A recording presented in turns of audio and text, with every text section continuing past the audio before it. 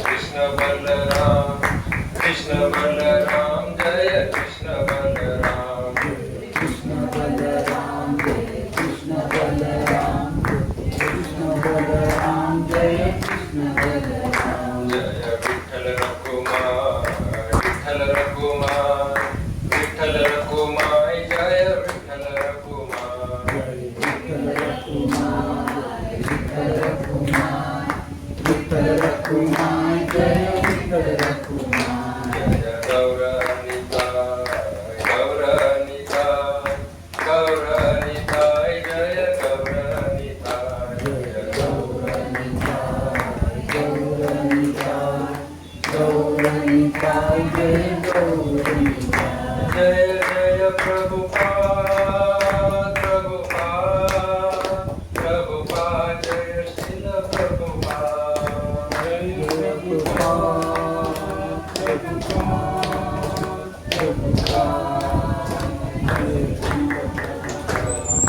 हरिनाम संकीर्तन की जय। ओम नमो भगवते वासुदेवाय ओम नमो भगवते वासुदेवाय ओम नमो भगवते वासुदेवाय ओम नमो भगवते वासुदेवाय ओम नमो भगवते वासुदेवाय ओम नमो भगवते वासुदेवाय ओम अज्ञानतिमिरन्दस्य ज्ञानाञ्जनशलाकया चक्षुरुन्मिलितं येन तस्मै श्रीगुरवे नमः श्रीचैतन्यमनोभीष्टं स्थापितं येन भूतले स्वयं रूप कदा मह्यं ददाति स्वपदान्तं वन्देऽहं श्रीगुरो श्रीयुतापदकमलं श्रीगुरून् वैष्णवांश्च श्रीरूपं सात्वजातं सर्वरघुनाथान्वितं तं सजीवं साद्वैतं सावधूतं परिजनसहितं कृष्णचैतन्यदेवं श्रीराधा कृष्णपादां सर्वगणललिता श्रीविशाखान्वितं हे कृष्ण करुणा सिन्धु दीनबन्धु जगत्पते गोपेशा गोपिकान्त राधाकान्त नमोऽस्तुते तप्तकाञ्चन गौराङ्गी राधे वृन्दावनेश्वरी वृषभानुसुते देवी प्रणमामि हरिप्रिये वाञ्छाकल्पतरुभ्यश्च कृपा सिन्धुभ्यैव च पतितानां पावनेभ्यो वैष्णवेभ्यो नमो नमः नमो विष्णुपादाय कृष्णप्रेष्ठाय भूतले श्रीमते भक्तिवेदान्त स्वामिनिधि नामिने नमस्ते सारस्वती देवे गौरवाणी प्रचारिणे निर्विशेष शून्यवादी पाश्चात्यदेशधारिणे जय श्री कृष्ण चैतन्य प्रभु नित्यानंद श्री अद्वैत गदाधर श्रीवासादि गौर भक्तवृंद हरे कृष्णा कृष्णा कृष्णा हरे हरे हरे राम राम राम हरे हरे मुखं करोति वाचालं पङ्गुं लङ्घयते यत्कृपातमहं वन्दे श्रीगुरो दीनदारिणं श्रीचैतन्येश्वरं परमानन्दमाधवम् हरे कृष्ण हरे कृष्ण तर आपण मागच्या वेळेस एक टॉपिक डिस्कस केला होता तो म्हणजे कर्मा. तर कसं आहे या जीवनामध्ये काही गोष्टी अशा घडल्या आपल्या आयुष्यामध्ये हरिबोल आपल्या आयुष्यामध्ये अशा कसं गोष्टी घडल्या ज्या आपल्याला त्रासदायक असतील तर काय होतं की आपल्याला थोडा शंका येऊन जाते की असं काय घडतंय माझ्या जीवनामध्ये त्रास काय होतोय. तर मग ते जाणून घेण्यासाठी तो त्रास काय होतोय त्याचा जबाबदार कोण आहे याच्यासाठी आपण काही गोष्टी आपण बघितल्या. त्याच्यामध्ये आपण काही गोष्टींचा आपण उल्लेख केला तिथे आणि त्याच्यामध्ये आपण समजून घेतलं की चांगल्या व्यक्तीच्या बाबतीत वाईट गोष्टी का होतात वाईट व्यक्तींच्या बाबतीत चांगल्या गोष्टी का होतात. हा मुलांचं जाऊ शकत हो हो चालेल. हरे कृष्ण. तुम्हाला जायचंय तुम्हाला बटन चालू करतो. माझ्या छान गोष्ट सांगणार आणि तुम्हाला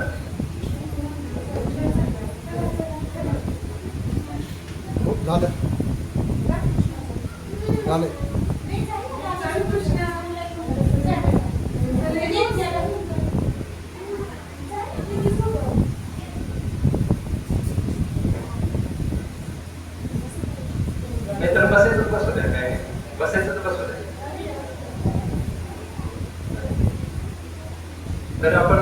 बघितलं की कशा प्रकारे कर्म काम करतात. म्हणजे आपण जे करतो ऍक्च्युली तेच परत आपल्याकडे येतं. हरे कृष्ण.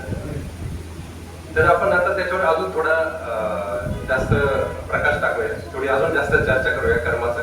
कारण एकदा कर्माचा नियम जो आहे तो जर आपल्याला व्यवस्थित कळला ना की काय होतं की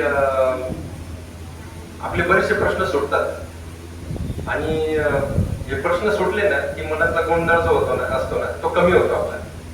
तर मग त्याच्यामध्ये बरेचदा कर्म व्यवस्थित न समजल्यामुळं व्यक्ती काय करतो माहितीये का, तो दुसऱ्यांवर दोष देण्याची त्याची प्रवृत्ती वाढते आणि त्याच्यावर जो प्रसंग आलेला असतो त्या प्रसंगातून काय शिकण्यासारखे त्याच्यातून काय घ्यायला पाहिजे याला तो मुकतो. त्याच्यातून ते प्रत्येक प्रसंग आपण जीवनामध्ये जो अनुभवतो ना त्याच्यातून आपल्याला काहीतरी शिकण्यासारखं असतं. पण ते जर आपण शिकलं नाही, आपल्याला कर्माचा सिद्धांत माहित असला नाही तर आपण ते त्याच्यातून शिकू शकत नाही. तर एक तुम्हाला एक कथा सांगतो, ती कर्माशी कशी रिलेटेड आहे ती कळेल तुम्हाला. एक युरोपमध्ये एक ज्यूइश लोक असतात. ज्यूइश लोकांचे जे धर्मगुरू आहे ना त्यांना रब्बाय म्हणतात. रब्बाय तो एक रब्बाय होता तिथं. ते रब्बायचं धर्मगुरूचं काम काय असतं, सगळ्या लोकांना धार्मिक मार्गाने लावणं, धार्मिक ज्ञान देणं. सगळ्या धर्मांमध्ये असतं, मुस्लिम धर्मांमध्ये असतं, ख्रिश्चन धर्मामध्ये, आपल्या हिंदू धर्मांमध्ये आपण त्यांना गुरु म्हणतो. तसं त्यांच्यामध्ये ते रब्बाय म्हणतात. तर ते रब्बाय आयुष्यभर त्यांनी काय केलं, आपल्या त्यांनी जे ग्रंथामध्ये त्यांच्या ग्रंथामध्ये धर्मग्रंथांमध्ये जे वाचलं होतं ते ज्ञान लोकांना द्यायचे. तर त्यांच्या धर्मग्रंथामध्ये म्हणजे तसं पाहिलं गेलं तर सगळ्या धर्मग्रंथांमध्ये हे लिहिलेलं आहे की जो भगवान आहे, गॉड आहे, तो गॉड ऑल पॉवरफुल आहे, ऑल मर्सीफुल आहे, ऑल नॉलेजेबल आहे. म्हणजे त्याला सगळं ज्ञान आहे, त्याच्याकडे सर्व शक्ती आहे आणि तो दयावान पण आहे. असं प्रत्येक धर्माचं तेच मत आहे. तर त्यांच्या धर्मामध्ये हे नॉलेज असल्यामुळे तो जो रब्बाय होता लोकांना सांगायचा की देव ज्ञानवान आहे, देव शक्तिशाली आहे आणि जे देव दयावान पण आहे. हे तिन्ही पण गुण देवामध्ये आहे, भरपूर प्रमाणात आहे असं तो सांगायचा. आयुष्यभर त्याने ते ज्ञान दिलं. आता घडला एक प्रसंग असा की त्याला नंतर मुलगा झाला. त्याला आहे ना नंतर मुलगा झालाय. पण तो मुलगा झाला ना त्याला जन्मल्या त्याला एक आजार झाला होता. त्या आजाराचं नाव होतं प्रोजेरिया. आणि ते प्रोजेरिया आजार असा असतो की एखाद्या मुलाचं जे वय ना बरोबर वाढायला लागतं. म्हणजे तो 5 वर्षाचा असेल तर तो 50 वर्षाचा दिसतो, 10 वर्षाचा असेल तर त्याची बॉडी पण तशीच होत जाते, 10 वर्षाचा असेल तर 80 वर्षाची त्याची बॉडी होऊन जाते. एवढं लवकर त्याची एजिंग होते त्या बॉडीची. अशा प्रकारचा आजार त्याला झाला त्या मुलाला. आता 10 वर्षाचा असल्यामुळे त्याची जी बॉडी झाली ती म्हातारी माणसासारखी झाली एकदम. त्याला आजार पण आले, हाडं किळकिळ झाले, त्याचे सुरकुत्या पडल्या तोंडावर आणि त्याचे इंटरनल ऑर्गन्स पण खराब वगैरे झाले. मग तो जास्त दिवस जगेल असे काही चिन्ह नव्हते. आणि शेवटी तो 13 वर्षाचा झाला असताना तो मेला. मरणाचं कारण काय, वृद्धापकाळ आणि मदत. आता 13 वर्ष म्हणजे काय वृद्धापकाळ नाही, पण ती आजारच असा असल्यामुळे प्रोजेरियामध्ये बॉडी लवकर एज झाल्यामुळे 13 वर्षामध्ये त्याचं जीवन संपलं. म्हणजे असे पण रोग असतात प्रोजेरिया. तर याच्यामुळे काय झालं, तो जो रब्बाय होता धर्मगुरू त्याचा थोडा हे बघून त्याला असं वाटलं की माझ्या जीवनामध्ये असं का झालं. मी लोकांना तर एवढं देवाकडे नेण्याचं ज्ञान देतोय, देवावर माझं एवढं प्रेम आहे, गॉडवर माझं एवढं प्रेम आहे, मग देवाने माझ्या बरोबर असं का करावं. आता या सगळ्या समाजामध्ये देवाचं सगळ्यात जास्त शिक्षण असलेलं मीच आहे आणि ते शिक्षण लोकांपर्यंत देण्याचं काम पण मीच करतो. आणि मग असं असताना मी देवाचा एवढं प्रसार करतोय आणि माझ्या बाबतीत असं का काढावं. मग हे त्याचं चिंतन चालू असताना त्यांनी एक थिअरी मांडली. म्हणजे बघा आपल्यावर वाईट प्रसंग आला, त्याला खूप दुःख झालं, त्याचा मुलगा मेल्याचं खूप दुःख झालं आणि त्या दुःखामध्ये मग त्याने म्हणजे असं सारासार विचार न करता असे वेगळे विचार करायला लागला. मग तो असे मनोकल्पित भाव बनवायला लागला. म्हणजे ग्रंथात जे सांगितलं होतं त्याच्या विपरीत बोलायला लागला. त्याच्यामध्ये तो चेंज झाला. मग तो काय म्हणायला लागला, अरे मी सांगायचो देव ज्ञानवान आहे, देव दयावान आहे आणि देव खूप शक्तिशाली आहे, पण मला असं वाटतं, असं त्याचं मनाचं मत तो व्यक्त करायला लागला लोकांपुढे की मला असं वाटतं की याच्यापैकी देवाकडे फक्त 2च गुण आहे, तिसरा गुण नाही आहे त्याच्याकडे. म्हणजे एक तर देव दयावान आहे, नाहीतर दयावान आणि शक्तिशाली आहे, पण तो ज्ञानवान नाहीये असं त्यांनी तर्क मांडला. कारण तो दयावान आहे, शक्तिशाली आहे, पण तो ज्ञानवान नाहीये. कारण त्यांना कळलं नाही की मी त्याचा नावाचा प्रचार करतोय. माझ्या प्रती त्यांनी जरा काय म्हणतात नम्र भाव ठेवायला, नम्रपणे मला मला चांगला मुलगा द्यायला पाहिजे होता, माझ्या प्रती एवढं कठोर नाही व्हायला पाहिजे होतं देवाने, असं तो म्हणतो. नाही तर काय असेल ना, देव ज्ञानवान पण आहे, देव शक्तिशाली पण आहे, पण देव दयावान नाही. म्हणजे त्याला ज्ञान पण आहे की मी एवढं करतो, तो शक्तिशाली पण आहे, पण तो हे माझ्या मुलाचा आदर थांबू पण शकला असता, पण तो दयावान नाही, कारण त्याला दया येत नाही कोणाची, त्याला माझी पण दया नाही आली. किंवा तो म्हणतो देव दयावान पण आहे, ज्ञानवान पण आहे, पण तो शक्तिशाली नाही. म्हणजे देव दया आहे, त्याच्याकडे दया पण आहे, त्याच्याकडे ज्ञान पण आहे, पण एवढं सगळं असून सुद्धा त्याच्याकडे शक्ती नाही की माझ्या मुलाला त्या आजारापासून वाचू शकला तो. अशा प्रकारे तो वेगळे तर्क वितर्क करायला लागला. म्हणजे आधी जे सांगत होता धर्मग्रंथांना अनुसरून त्याच्या विपरीत तो बोलायला लागला एकदम. मग याच्यामध्ये काय झालं बघा, ते त्याचे मनोकल्पित जे भाव आहे तो व्यक्त करायला लागला. ते कशामुळे झालं? कारण त्याला हा सिद्धांत जो आहे, म्हणजे जरी त्याला देवाचं नॉलेज होतं, पण हे नैसर्गिक नियम काय आहेत, कर्माचे नियम काय आहेत हे त्याला माहिती नसले, पुरेपूर माहिती नसल्यामुळं त्यांनी काय केलं, त्याच्या बाबतीत जो घडलेला इन्सिडेंट आहे त्यांनी पर्सनली घेतला एकदम. म्हणजे माझ्या बाबतीत झालं ना, मग ते खूप वाईट झालं असं त्यात तो विचार करायला लागला. मग ते वाईट का झालं? आणि तसं पाहायला गेलं तर आपण पण असाच विचार करतो. आपल्याला असे वाईट प्रसंग आला ना, सगळ्यात आधी आपण देवाला नाव ठेवतो की देवा तू असं काय केलं, मी तुझी भक्ती करतो ना, दररोज तुला सकाळी दिवा लावतो की नाही, संध्याकाळी लावतो की नाही, हा मग तू असं काय केलं माझ्या बरोबर, असं आपण लगेच स्वाभाविक येते आपल्याला. आपण सगळ्यात पहिलं आपण स्केपगोट कोणाला करतो? देवाला करतो. माझ्या बाबतीत अशी एखादी घटना घडली जी मी कंट्रोल करू शकत नाही आणि त्याच्याने माझं नुकसान होत असेल, अशी घटना जर वाटली आपल्याला, तर आपण डायरेक्ट देवाला नाव ठेवतो. आता हे कशामुळे होतं? तर त्याला जर कर्माचा सिद्धांत माहिती असता तर त्याने ही मोडतोड केली नसते, शास्त्रामध्ये ही मोडतोड केली नसते आणि स्वतःच्या मनाचं मत मांडलं नसतं. आता कर्माचा सिद्धांत काय सांगतो की आपण जे करतो तेच आपण भोगतो. हा एक सोपा सिद्धांत आहे. न्यूटनचा पण एक लॉ आहे, मटेरियल लॉ आहे, to every action there is equal and opposite reaction. तोच लॉ आपल्या कर्माला पण लागू होतो. आणि कर्माचा आपण मागच्या वेळेस बघितलंय की कर्माचा नियम कुणीच तोडू शकत नाही, तो एकदम सटीक आहे. एखाद्याने गुन्हा केला तर त्याला शिक्षा होणारच. आता कर्माच्या नियमामध्ये असं आहे की आपण मागच्या वेळेस डिस्कस केलं नाही, पण त्याच्यामुळे आता हे तत्व आपण थोडं डिस्कस करूया की एक क्रियमान कर्म असतं, एक प्रारब्ध कर्म असतं, एक संचित कर्म असतं. अशा प्रकारे कर्माच्या वेगळ्या व्याख्या आहेत, आपण समजून घेऊ नेमकं काय. आता संचित कर्म म्हणजे काय? आता कर्माचे दोन म्हणजे भरपूर अर्थ निघू शकतात संस्कृत भाषेनुसार. त्याचे दोन प्रायमरी अर्थ असे आहेत की कर्म म्हणजे मी जी क्रिया करतो ते कर्म, किंवा मला मागचं जे कर्म केलंय त्याचं फळ मला आता भोगावं लागतंय. ते फळाला पण कधी कधी आपण कर्म म्हणतो. आपण म्हणतो कर्माचे भोग, म्हणजे आपण जे भोगतोय ते माझं कर्म आहे असं आपण म्हणतो. म्हणजे मागचं जे फळ मी आता भोगतोय त्याला पण आपण कर्म म्हणू शकतो. तर मग कर्माचं म्हणजे आपण जे कार्य करतो ते किंवा आपण जे फळ भोगतो ते त्याला आपण कर्म म्हणू शकतो, आपण म्हणतात इनफॅक्ट. तर हे जे संचित कर्म जे असतात, म्हणजे आपण मागच्या जीवनामध्ये काही गुन्हा वगैरे केला असेल किंवा आपण काहीतरी पाप केलं असेल, त्याचं आपण मागच्या वेळेस बघितलं की ती शिक्षा लगेच भेटेल असं काही नाही, ती कालांतराने भेटू शकते. पण तोपर्यंत काय होतं, ते कर्म आहे ना म्हणजे आपल्या राशीमध्ये ते संचय होऊन राहिलेला असतो, त्याचा संचय झालेला असतो, म्हणजे ते साठलेलं असतं ते कर्म. म्हणजे जसं काय आपण ते बी रोवलेलं आहे तिथं, आपण जे एखादं पाप कर्म केलंय तर पाप कर्माचं बी रोवलेलं आहे आपण, तर बीचा तो संचय झालेला आहे. ते बी आता तिथं फुलतंय, वाढतंय, ते पूर्णपणे फळारूपाला नाही आलेलं आहे, पण ते तिथं आकार घेतंय, त्याला आपण संचय म्हणतो, संचित कर्म. मग जेव्हा ते आपल्याला भोगण्याची वेळ येते तेव्हा आपण काय म्हणतो, त्याला प्रारब्ध कर्म म्हणतो. प्रारब्ध कर्म म्हणतो म्हणजे जेव्हा आपण ते भोगतोय, आपण म्हणतो नाही माझं प्रारब्ध आहे, माझ्यावर वाईट परिस्थिती आली, वाईट काळ आला, तर आपण काय म्हणणार की हे माझं प्रारब्ध आहे, मग त्याला प्रारब्ध कर्म म्हणतो. म्हणजे आपण जे फळ भोगतोय आता सध्या माझ्या जीवनामध्ये जर काही त्रास चालू असेल, तर तो जो त्रास आहे त्याला आपण प्रारब्ध म्हणतो. प्रारब्ध म्हणजे जे संचित झालेलं जे आहे ते आता फळारूपाला आलं तर त्याला आपण काय म्हणतो, प्रारब्ध. हे माझं प्रारब्ध कर्म आहे.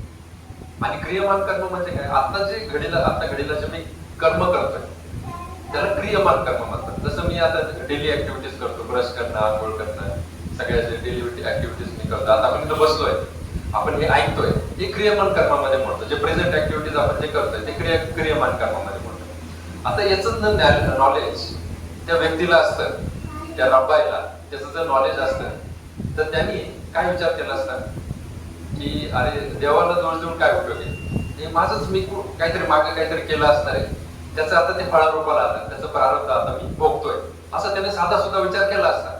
आणि मग हे बघा, आता याचा अर्थ असं नाही की आपण कुठल्या पण वाईट परिस्थितीतून जातोय तर ती वाईट परिस्थितीमुळे आपण असं म्हणजे काय म्हणतात त्याच्या भावना नाही दाखवल्या पाहिजे. म्हणजे वाईट परिस्थितीमध्ये आपल्याला वाईट वाटतं, एखाद्याला वाईट वाटतं, एखाद्या वेळी काही वाईट घटना घडली तर त्याला खूप वाईट ऍक्सिडेंट झाला किंवा फायनान्शियल लॉस झाला किंवा काही पण आजार झाला, तर आपण जाऊन त्या व्यक्तीला म्हणू शकत नाही की अरे तुझं कर्माचं खोड आहे. ते काय होईल माहितीये का, ते आपण इनसेन्सिटिव्ह, आपण जेव्हा असं बोलणार एखादा त्रासातून जातोय आणि त्याला जर आपण कर्माचं सिद्धांत सांगितला त्यावेळेस तर ते काय म्हणतील अरे तुम्ही किती इनसेन्सिटिव्ह आहे, माझं दुःख पण जाणवत नाही. म्हणजे कसं आहे, कर्माचा सिद्धांत आपल्याला माहिती जरी असला तरी पण आपण इनसेन्सिटिव्ह होऊन चालणार नाही, आपल्याला सेन्सिटिव्हिटी बाळगावी लागणार. जसं महाभारतात एक किस्सा येतो बघा. आता अर्जुनाने महाभारतामध्ये सुरुवातीला कृष्णाच्या तोंडातून भगवद्गीता ऐकली. आता त्याला पूर्ण ज्ञान झालं, भगवद्गीतेमध्ये सगळं ज्ञान आहे, तो पूर्ण म्हणजे त्याला ज्ञान झालं, त्या ज्ञानानुसार त्याने पुढचं कार्य सुरू केलं. आता महाभारताच्या 13व्या दिवशी काय झालं की अभिमन्यू अर्जुनाचा जो मुलगा आहे तो मारला गेला. जयद्रथ तिथं ते अडवलं बाकीच्या पांडवांना, अभिमन्यू पर्यंत जाऊन दिलं नाही त्यांना. आणि अभिमन्यूला हे सगळे जे कौरव जे सेनापती होते सगळे महारथी सगळ्यांनी एकाच वेळेस त्या अभिमन्यूला मारलं. आता अर्जुनाने तिथं दुःख व्यक्त केलं, दुःख झालं त्याला. आता आपण अर्जुनाला असं म्हणू शकत नाही अरे तू तर भगवद्गीता ऐकली, तू दुःख नाही करायला पाहिजे, तुला माहिती आहे तुझ्या कर्माचं फळ आहे, तू असं दुःख का करतोय, असं नाही म्हणू शकत ना. दुःख होणार, स्वाभाविक आहे, दुःख होणार आपल्या सगळ्यांना. तर त्याच्यामुळे ना कर्माचा सिद्धांत आपण याच्यासाठी वापरायचा नाही की दुसऱ्याचे दुःख आहे, दुःखामध्ये त्याचा दुःख अजून वाढवण्यासाठी, असं नाही. पण आपल्याला ते समजलं पाहिजे नेमकं काय ते. तर तो जो रब्बा आहे त्याला जर हे कळलं असतं, कर्माचा सिद्धांत माहिती झाला असता, तर त्याला एवढा त्रास झाला नसता की त्याने ते शास्त्राचीच मोडतोड केली असती. त्याला त्रास झाला असता, पण तो त्रास त्याने काही योग्य रीतीने घेतला असता की ठीक आहे माझं कर्म होतं, हे झालं, माझं कर्म आता निघून गेलं, तर मी आता काय इथून पुढं त्यांनी अजून एक अशी शिकवण घेतली असते की मी कंट्रोलर नाहीये, मी नियंत्रक नाहीये. कारण मी जर नियंत्रक असतो तर मी माझ्या मुलाचा आजार थांबवू शकलो असतो आणि मुलाला मारण्यापासून मी वाचवू शकलो असतो. पण माझ्या हातामध्ये तेवढी ताकद नाही, हे पण त्याला कळलं असतं. म्हणजे हे पण जाणवलं की मी नियंत्रक नाहीये, ही पण त्या गोष्टीतून तो सीख घेऊ शकला असता, ते लर्निंग तो घेऊ शकला असता. म्हणजे ह्या ज्या वाईट गोष्टी होतात आपल्या जीवनामध्ये त्याच्यामध्ये आपण कर्माचा सिद्धांत अप्लाय करून त्याच्यातून आपल्याला काय शिकण्यासारखं आहे हे आपण त्याच्यातून शोधलं पाहिजे. त्याच्यासाठी ते कर्माचा सिद्धांत खूप उपयोगी पडतो. याच्यासाठी नाही की अरे तुझ्याबद्दल वाईट झालं, तुझा वाईट कर्म आहे त्याच्यामुळे आता तुला भोगावं लागतं, आता भोग, असं म्हणून चालणार नाही, असं इन्सेन्सिटिव्ह होऊन चालणार नाही. त्या माणसाला त्रास होत असतो, पुन्हा पण वाईट वेळ आली ना त्रास होत असतो, तो त्याचा कर्माचा भाग असतो, पण त्याच्यातून त्याला सुधारायचं असतं, त्याला आपण बाहेर काढायचं असतं आणि त्याला योग्य ज्ञान द्यायचं असतं. असं तर अशा प्रकारे त्या वाईट परिस्थितीमध्ये आपण वागलं पाहिजे. एकंदरीत भक्ताने तरी अशा रीतीने हे पाहिजे. नाही तर काय होतं ना आजकालच्या जगामध्ये असं इनसेन्सिटिव्ह होण्यापेक्षा दुसऱ्यांना त्रास होतोय ना तो आनंदच होतो लोकांना. म्हणजे बघा अरे त्याचा ऍक्सिडेंट झाला, अरे बघा आजारी पडला, मी आधीच सांगत होतो दारू पिऊ नको, सिगरेट पिऊ नको, माझं ऐकलंच नाही. मग ते आनंद घेण्याची वृत्ती वाढते त्याच्यामध्ये की बघा मी मला स्वतःला त्याच्या पुढे ठेवायचा प्रयत्न करतो, माझ्या इगोला मी सांगत होतो माझं ऐकलं नाही म्हणून असं झालं, असा त्याचा भाव असतो सांगण्याचा. किंवा असा भाव असतो की मी बघा किती सुखी आहे, त्याच्यापेक्षा माझ्याकडे जास्त धन आहे. म्हणजे याच्यासाठीच कॉम्पिटिशन चाललेली आपली सगळ्याची. म्हणजे एकंदरीत जे आपण कर्मी लोक आहेत सगळं आपलं त्याच्यामध्येच आपलं सगळं जीवन चाललंय. आपण जर भगवंताचा आधार घेतला नाही तर आश्रय घेतला नाही तर मग काय भगवंताचा आश्रय घेतला तर आपल्याला पिक्चर क्लिअर होतं की कशामुळे होतंय काय होतंय आणि प्रत्येक व्यक्तीला आपण मदत करण्यासाठी पुढे जातो. तर अशा प्रकारे त्या व्यक्तीला संचित कर्म म्हणजे मागे मी जे काही कर्म केलंय ते माझ्या राशीला ते राशीमध्ये होतं पण ते आता ते फळारूपाला आलंय. नंतर आता फळारूपाला आलंय तर त्याला मी प्रारब्ध कर्म म्हणतो. माझं प्रारब्ध फळ मी भोगतोय अशा प्रकारे. आणि आता इथून पुढे मला जे करायचंय ते माझ्या हातामध्ये. आता मागचं मी चेंज करू शकत नाही. मागचं जे झाले संचित झालेलं आहे ते मी आता काढू शकत नाही. ते संचितचं फळ मला आता भोगावंच लागणार, त्याचं मी काहीच करू शकत नाही. पण आता याच्या पुढे मी रिॲक्ट कसं करतो ते माझ्या हातामध्ये.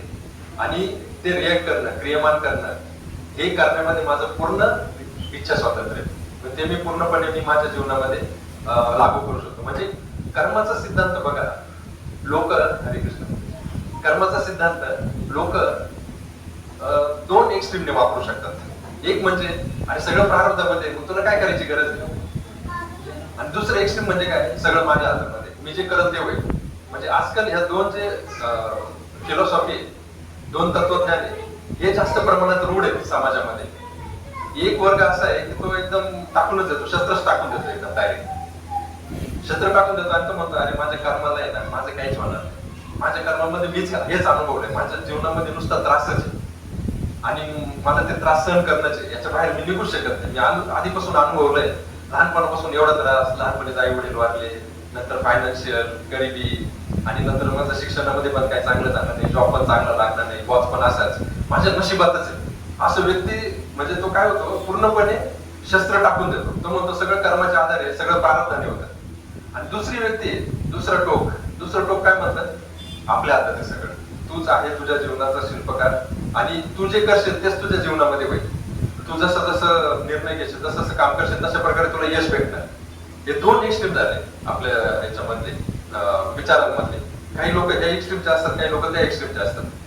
पण जो कर्माचा सिद्धांत जाणतो ना, तो बॅलन्स्ड असतो. कशा प्रकारे बॅलन्स्ड असतो माहितीये का, त्याला माहिती असतं मागचं जे मी कर्म केलेलं आहे ते कर्माचं फळ, आता ते माझ्या याच्यामध्ये राशीमध्ये ते साठलेलं आहे. ते कर्माचं फळ मला आज नाही तर उद्या ते भोगावंच लागणार आहे. ते माझ्या हातामध्ये नाही.